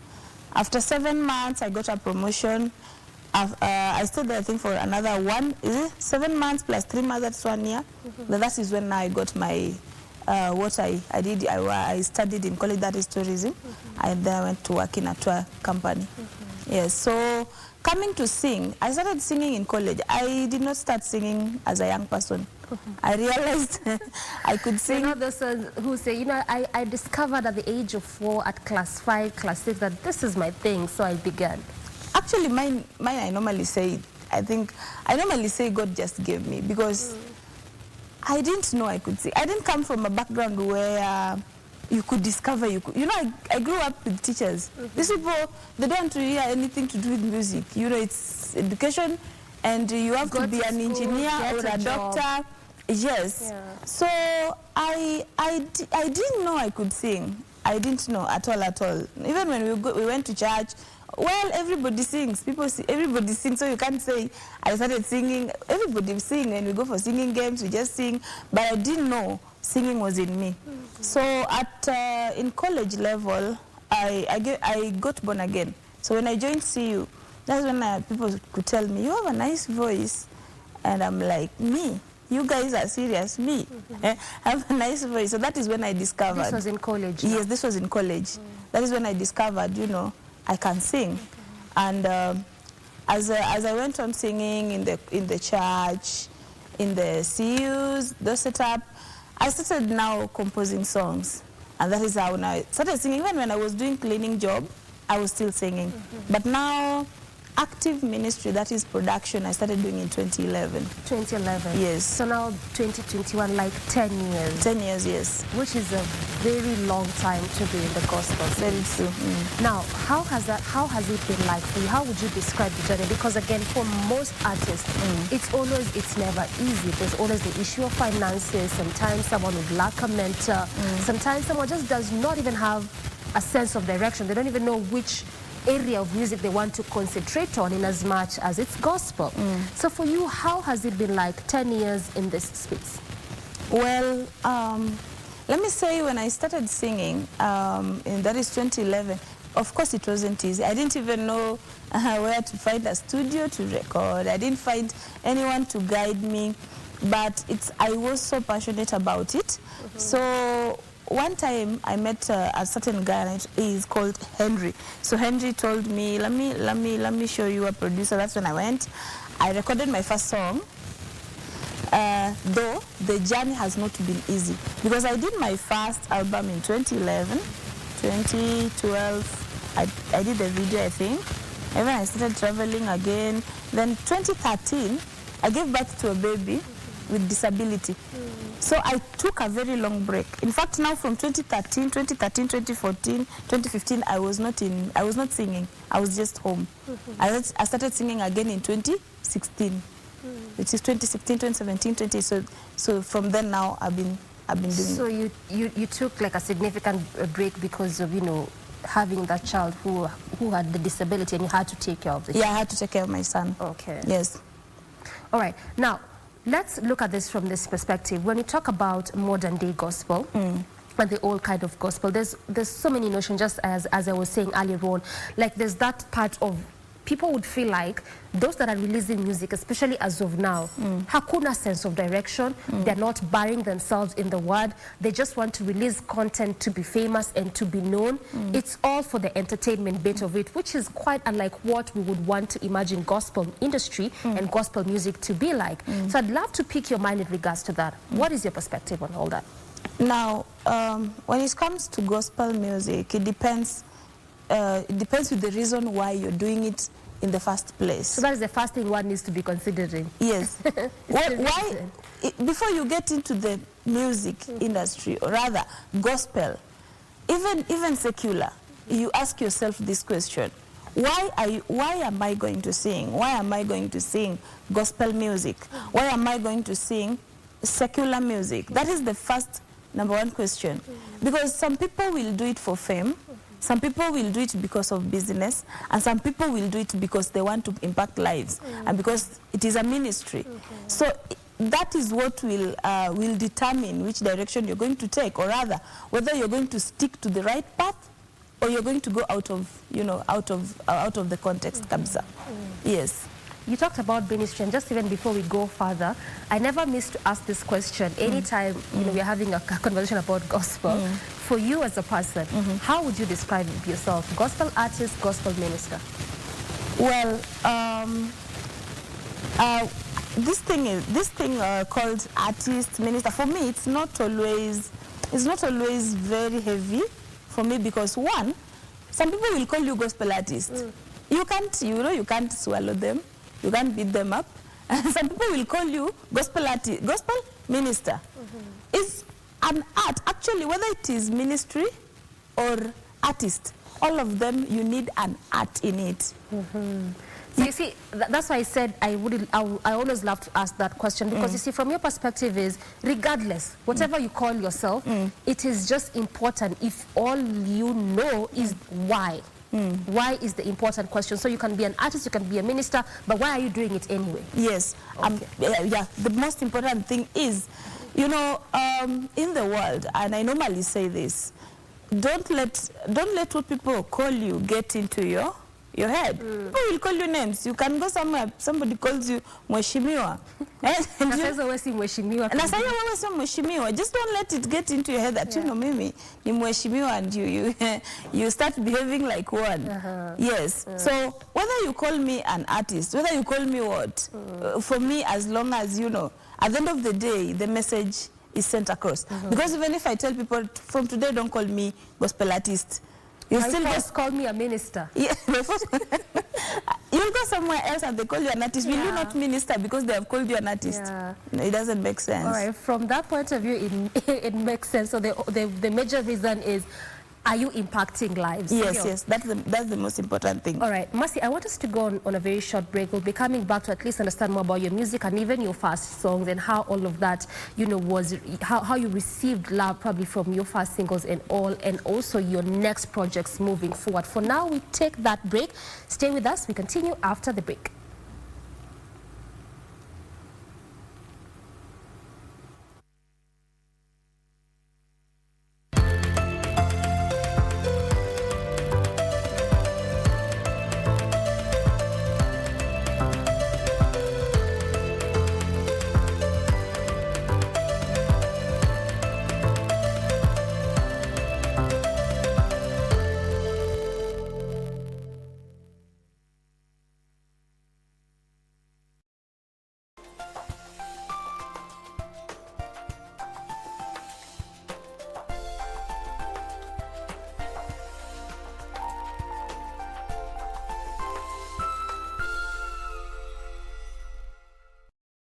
Mwaka mpya na vitu noma zaidi kwenye quickbit.co.ke. Siku ya leo tunakupa Von 4 burner gas cooker. Oh yes, na tunakuambia ni rahisi zaidi. Enda kwenye simu yako, lipa na M-Pesa, paybill number 4032353, 4032353. Kisha enda kwenye account, ekelea kodi ni CK56, CK94, alafu amount ni 20 bob peke yake. Alafu kumbuka utaekelea pin yako. Hivyo ndivyo utakuwa umekelea bid kwenye quickbid.co.ke. Ni bidhaa bora zaidi kwenye bei ya nini? Chini kwa chini. Chini kwa chini. Jiunga na QuickBid ni rahisi. Enda kwenye M-Pesa, bonyeza paybill, kisha weka business number 4032353. Kwenye account, weka kodi ya bidhaa unayotaka na bidi yako ya chini zaidi. Kwa mfano, TV 16. Kisha weka shilingi 20 tu kama idadi yako. Weka bidi yako pia kwenye www.quickbid.co.ke. Kumbuka, bidi ya chini zaidi ya kipekee ndio ununua. QuickBid, bidhaa bora kwa bei ya chini.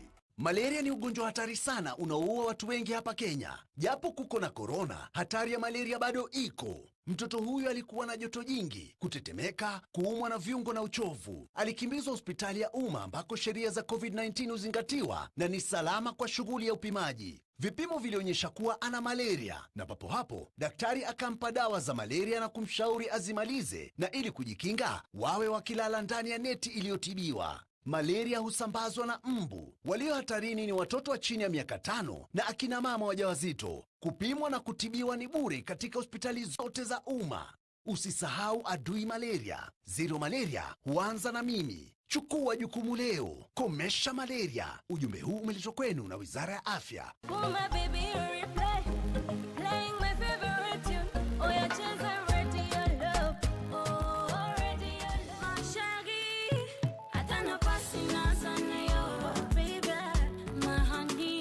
Tunakupa burudani. Na umbea, yani stories zinazo trend kwenye mitandao ya kijamii. See baby now we are two in one. We are two in one. Interview kali za wasanii wapendao. Mguu pande panda milima. Aoye izungushie hapo ma. Kama ndani ya March of Live kupitia KBC Channel 1 na Pwani FM. Kuanzia mida ya saa 3 mpaka mida ya 5 kamili asubuhi. Ukiwa nami nite Ken 1GB. Mimi ni Marco. Keep it locked.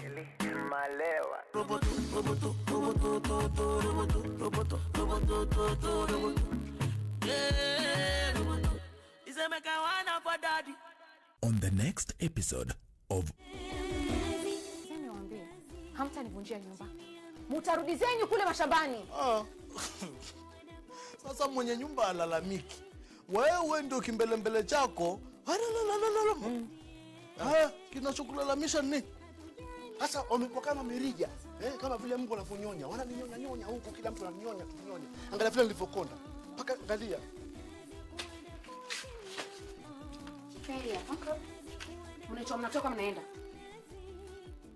Funga shini mwende. Nazungumza na nani? Good afternoon, ladies and gentlemen. And the drama begins. You little rat, where the hell did you put my stuff? Ding dong. Benito, you stupid monkey. I want my clothes back. Oh, just shut up. Tara, where have you been? In the sky, of course, sitting on the moon. Or what do you think? Too bad you've got me, so make the best of it. Shapu kishafua na supu ya nyama. Iyo ni yeke. Kamene? Cassandra. Palanta guidance. Omera, shut up. That was my time, Farah Hersi.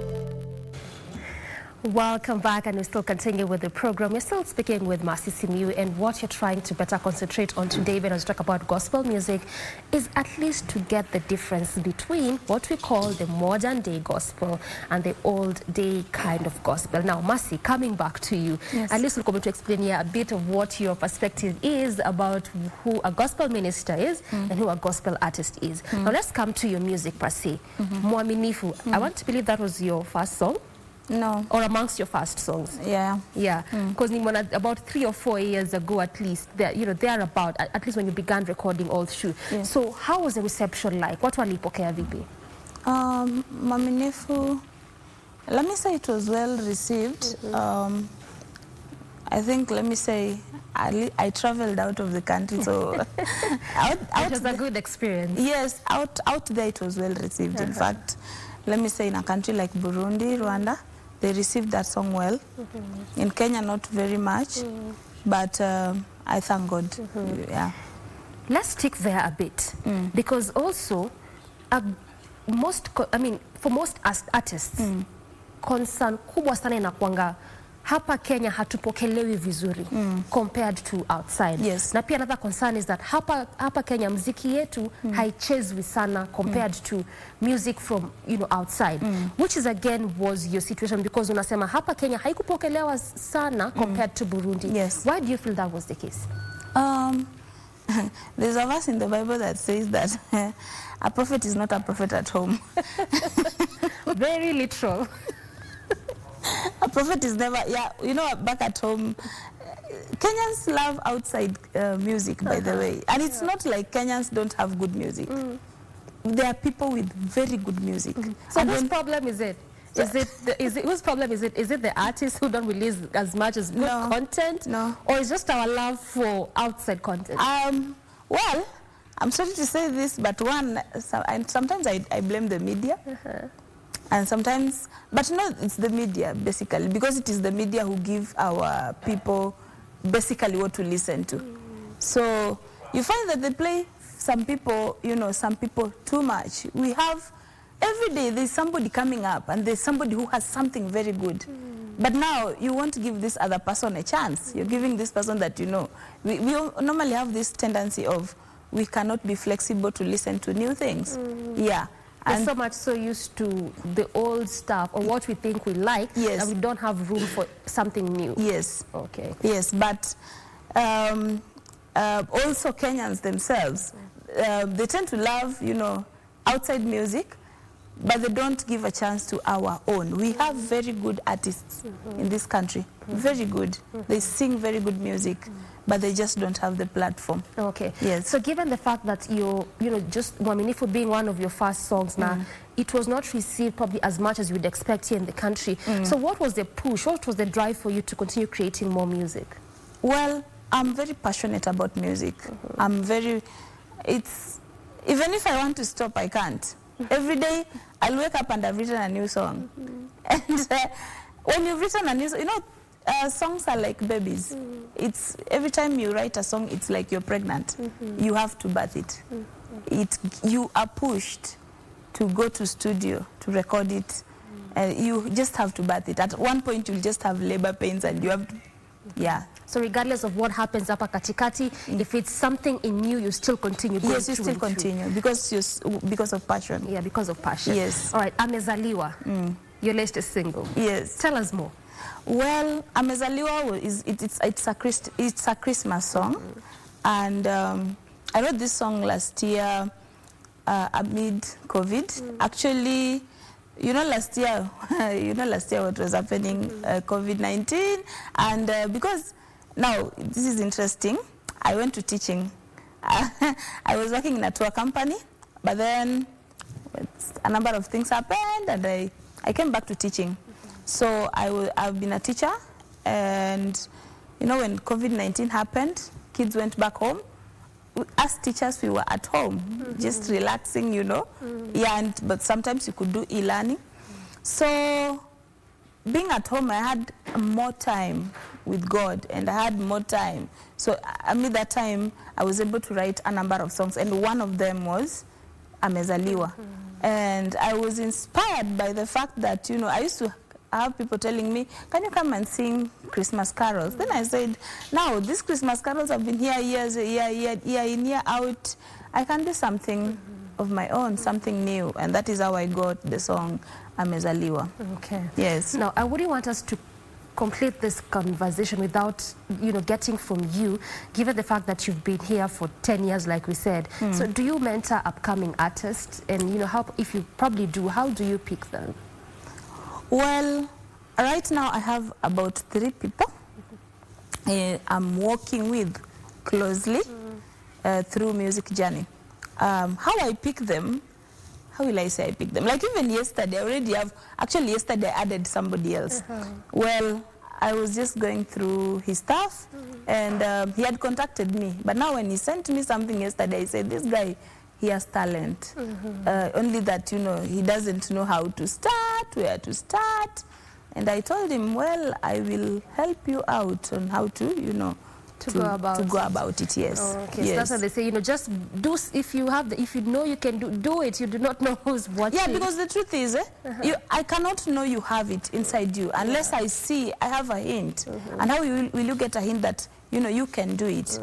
You have to do something at least. Do something. Yes. Okay. Thank you so much, Mercy, for your time, and thank you so much for even taking the time to just at least help us understand, you know, between what you call the old and the new gospel, and also a perspective of what is a gospel minister as well as a gospel artist. Thank you so much. You're much welcome. So that was Mercy Simiyu, and that has been our conversation. We are not yet done with Good Morning Kenya. There's still some, you know, more of the show, but for now we take a short musical break. Keep it Good Morning Kenya.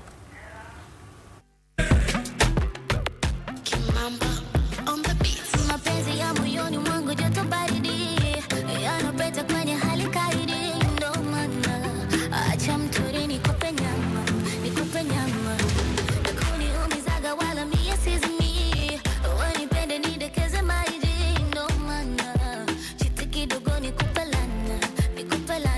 Oh my, oh na ukinigusa never feel shy.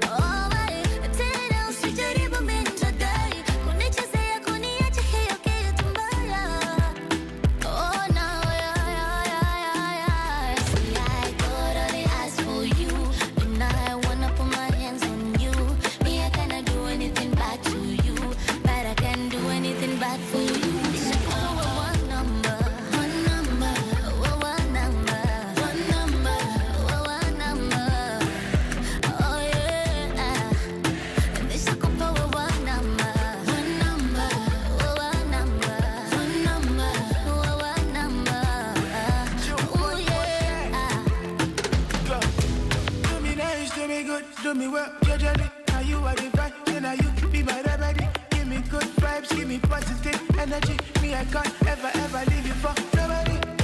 Salama, Owaka, Malata, give me some, come and play. Just share it like every day.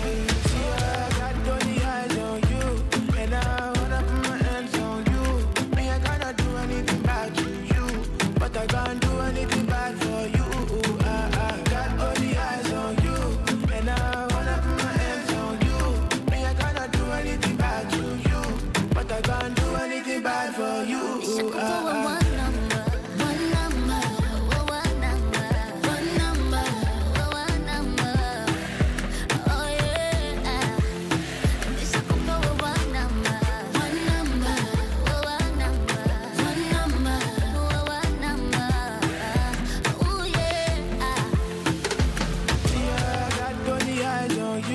And I wanna put my hands on you.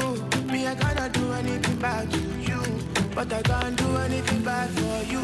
See, I got only ask for you, and I wanna put my hands on you. Me, I cannot do anything bad to you, but I can do anything bad for you. One number, one number, one number, one number, one number. Oh yeah. This is one number, one number, one number, one number, one number. Oh yeah.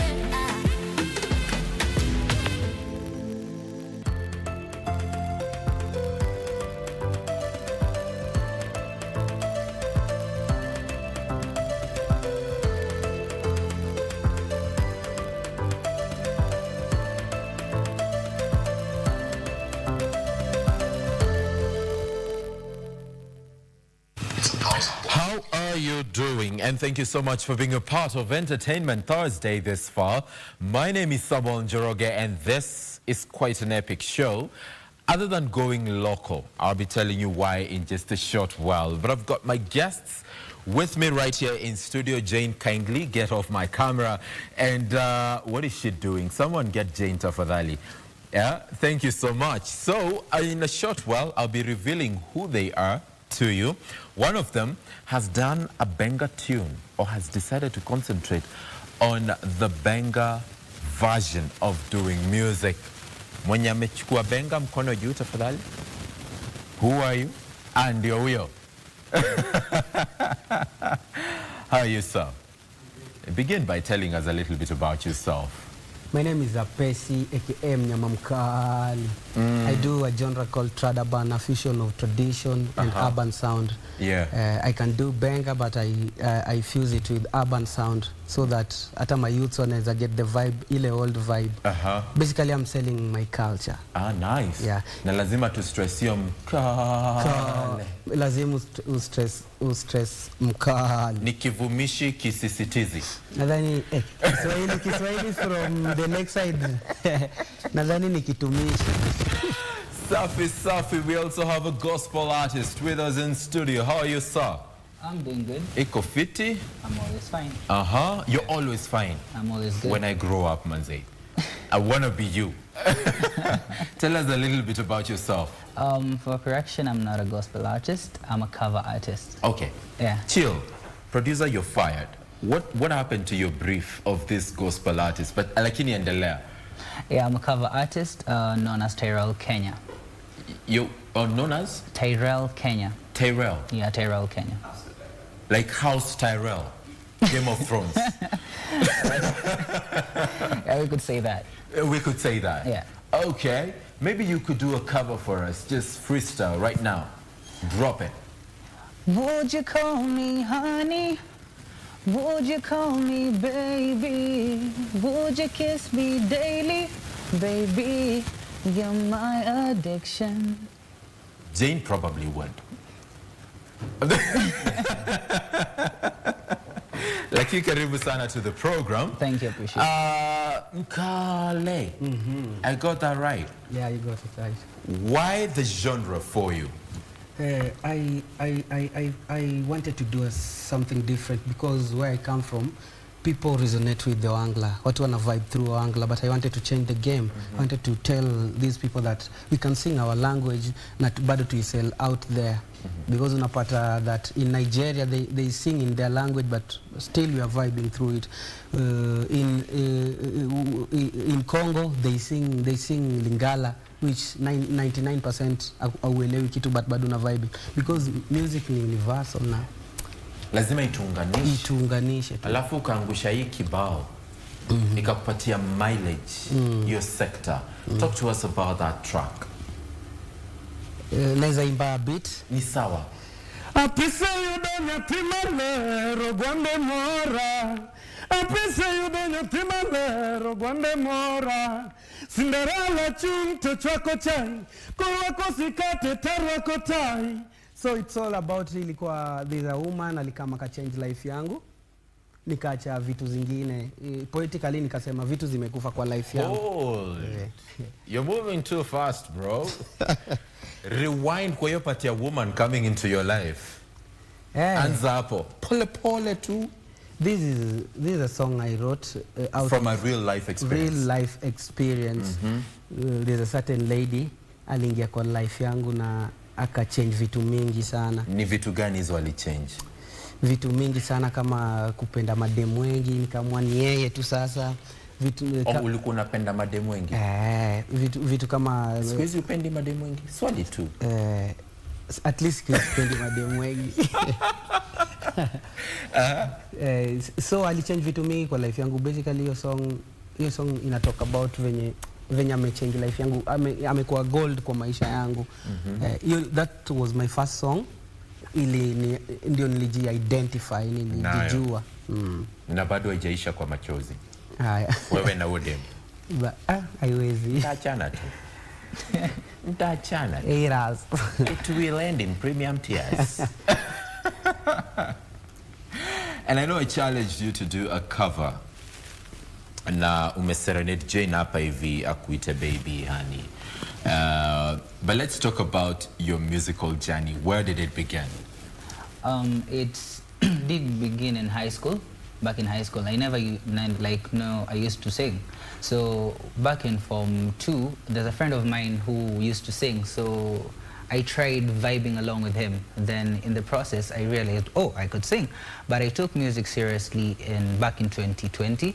January, where I began doing covers, and they really worked properly for me. Yeah. Why covers? What is it about covers that worked properly for you?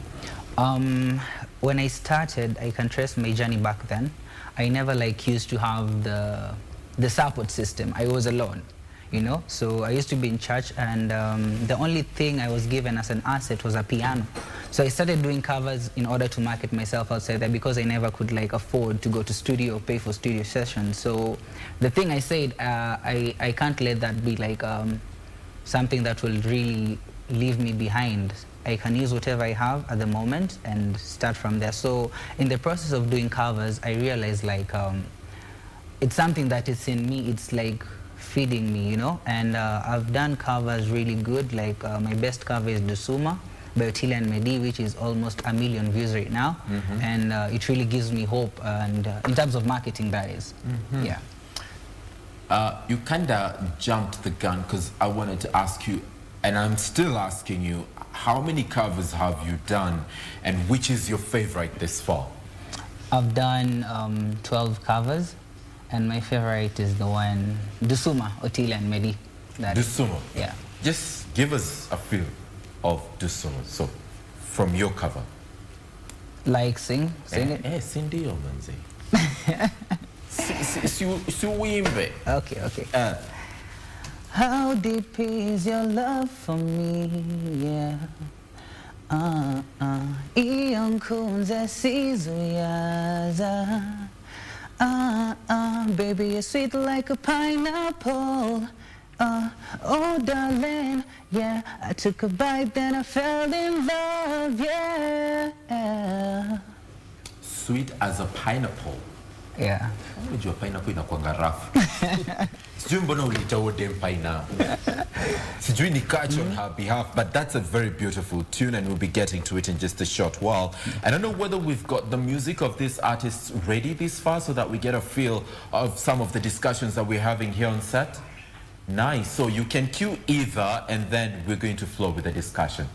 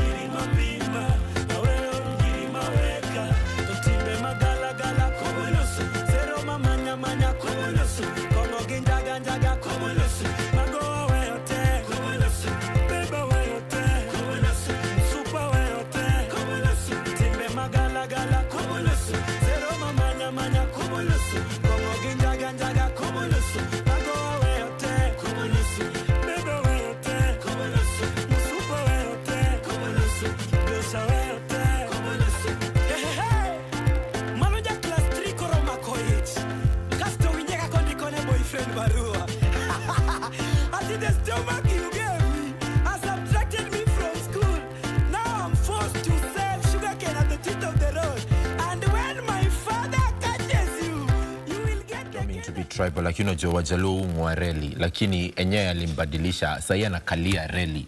You understand? So we'll be getting to that in just a short while. How about we get the cover, yes, from our cover artist in studio today. I Love You, I hear.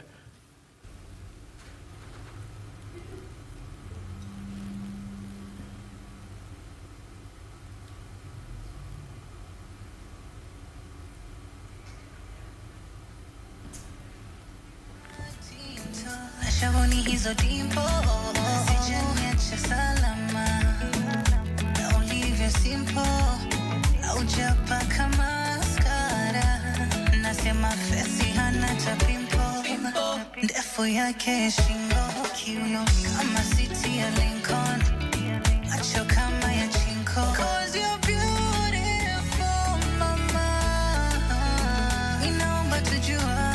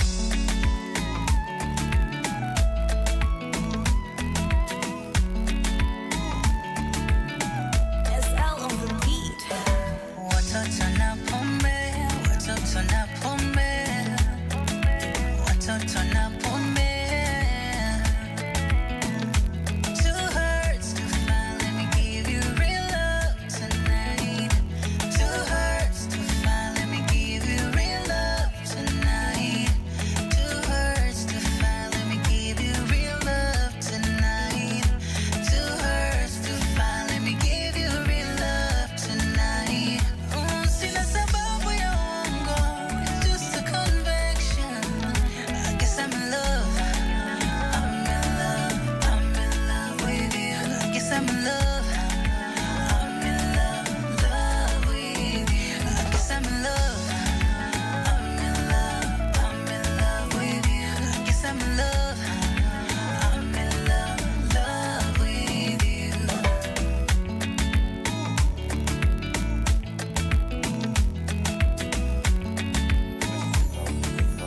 Alikiba, how can you guess you're in love? It's either you're in love or you're not. Mnatubeba aje wase? Huh? It's either you're in love or you're not. It's no guesswork, and I'm very sure the ladies can agree with me. But in the meantime, welcome back to the show, Entertainment Thursday. It is. My name is Samuel Njoroge. Kuna mtu hapa badilishwa hakali reli and hangoi reli anymore na kalia reli. And maybe Mkali, I hope I stressed it right. You can begin by telling us, based on where you're coming from, where do you want to be in the next foreseeable future? Maybe in a year or two. What do you want to achieve 2021 for starters? First of all, I want to sell my language and culture. And in 5 years time I want to be an household name. Enye mse yote akisikia tu Apesi anajua who Apesi is. International, nataka go international. Going international. Yeah. Through collabos or through placement or through concerts, how do you want to go international? Through collabos, through collabos, through events. Zingine hata diaspora una get, because na believe tuko na rich culture. Unaona, tuko na rich culture. When we tuki embrace culture yetu, it's easy to sell outside there rather than utoke hapa ka una rap ka Jay-Z na uwezi toka hapa uende majuu ngare kushinda Jay-Z, unaona. So you have to lazima kuwe na ile kitu yako authentic sana. So mbona uwezi ngara kuliko Jay-Z? Uwezi rap Stanley, mbona unajili? Uwezi rap na kizungu kushinda Jay-Z? Mbona unatujamisha, like mbona unajilimit? Yani nasema clarify. Like unaona venye Jay-Z ana rap na English, you can't rap vinoma kumliko. What if u rap na kijaka ama kisapere? Kuna venye utakuwa more authentic. Okay. What of you? Shall we find a point at which you cross from covers to your own music? Yeah. At what point? Okay, actually this is the last cover I'm doing. Ya mwisho. Yeah, this is the last cover I'm doing. Iya Otile na Alikiba. And Alikiba. Yeah, because imefika point the industry is demanding an original from me, and I also had a target of getting to 10,000 subscribers, of which I'm getting to it right now, then release my own official songs, which are already underway. Ikifika to your target, I just release them. Okay. Yeah. I like the fact that you say the world is demanding more of me, so nitaacha kufanyia watu covers na nitaanza kuwapatia stuff yangu mimi mwenyewe ama namna gani? Exactly. Let's begin by knowing you a little bit further. All right. What's your most toxic trait? Would I say that on camera? Yes, sure. Why not? What's your most toxic? Tujuane manze. Far so good, I don't think I have one. Oh. Uko nayo, Sean. You have it. Just tell us. We are all toxic at some point. Yeah. Yes.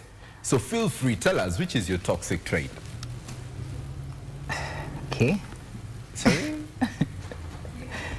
Okay, there's this fact that I don't mind, no, can I not say that on camera? See, unaangusha show, manze. Okay, let me say,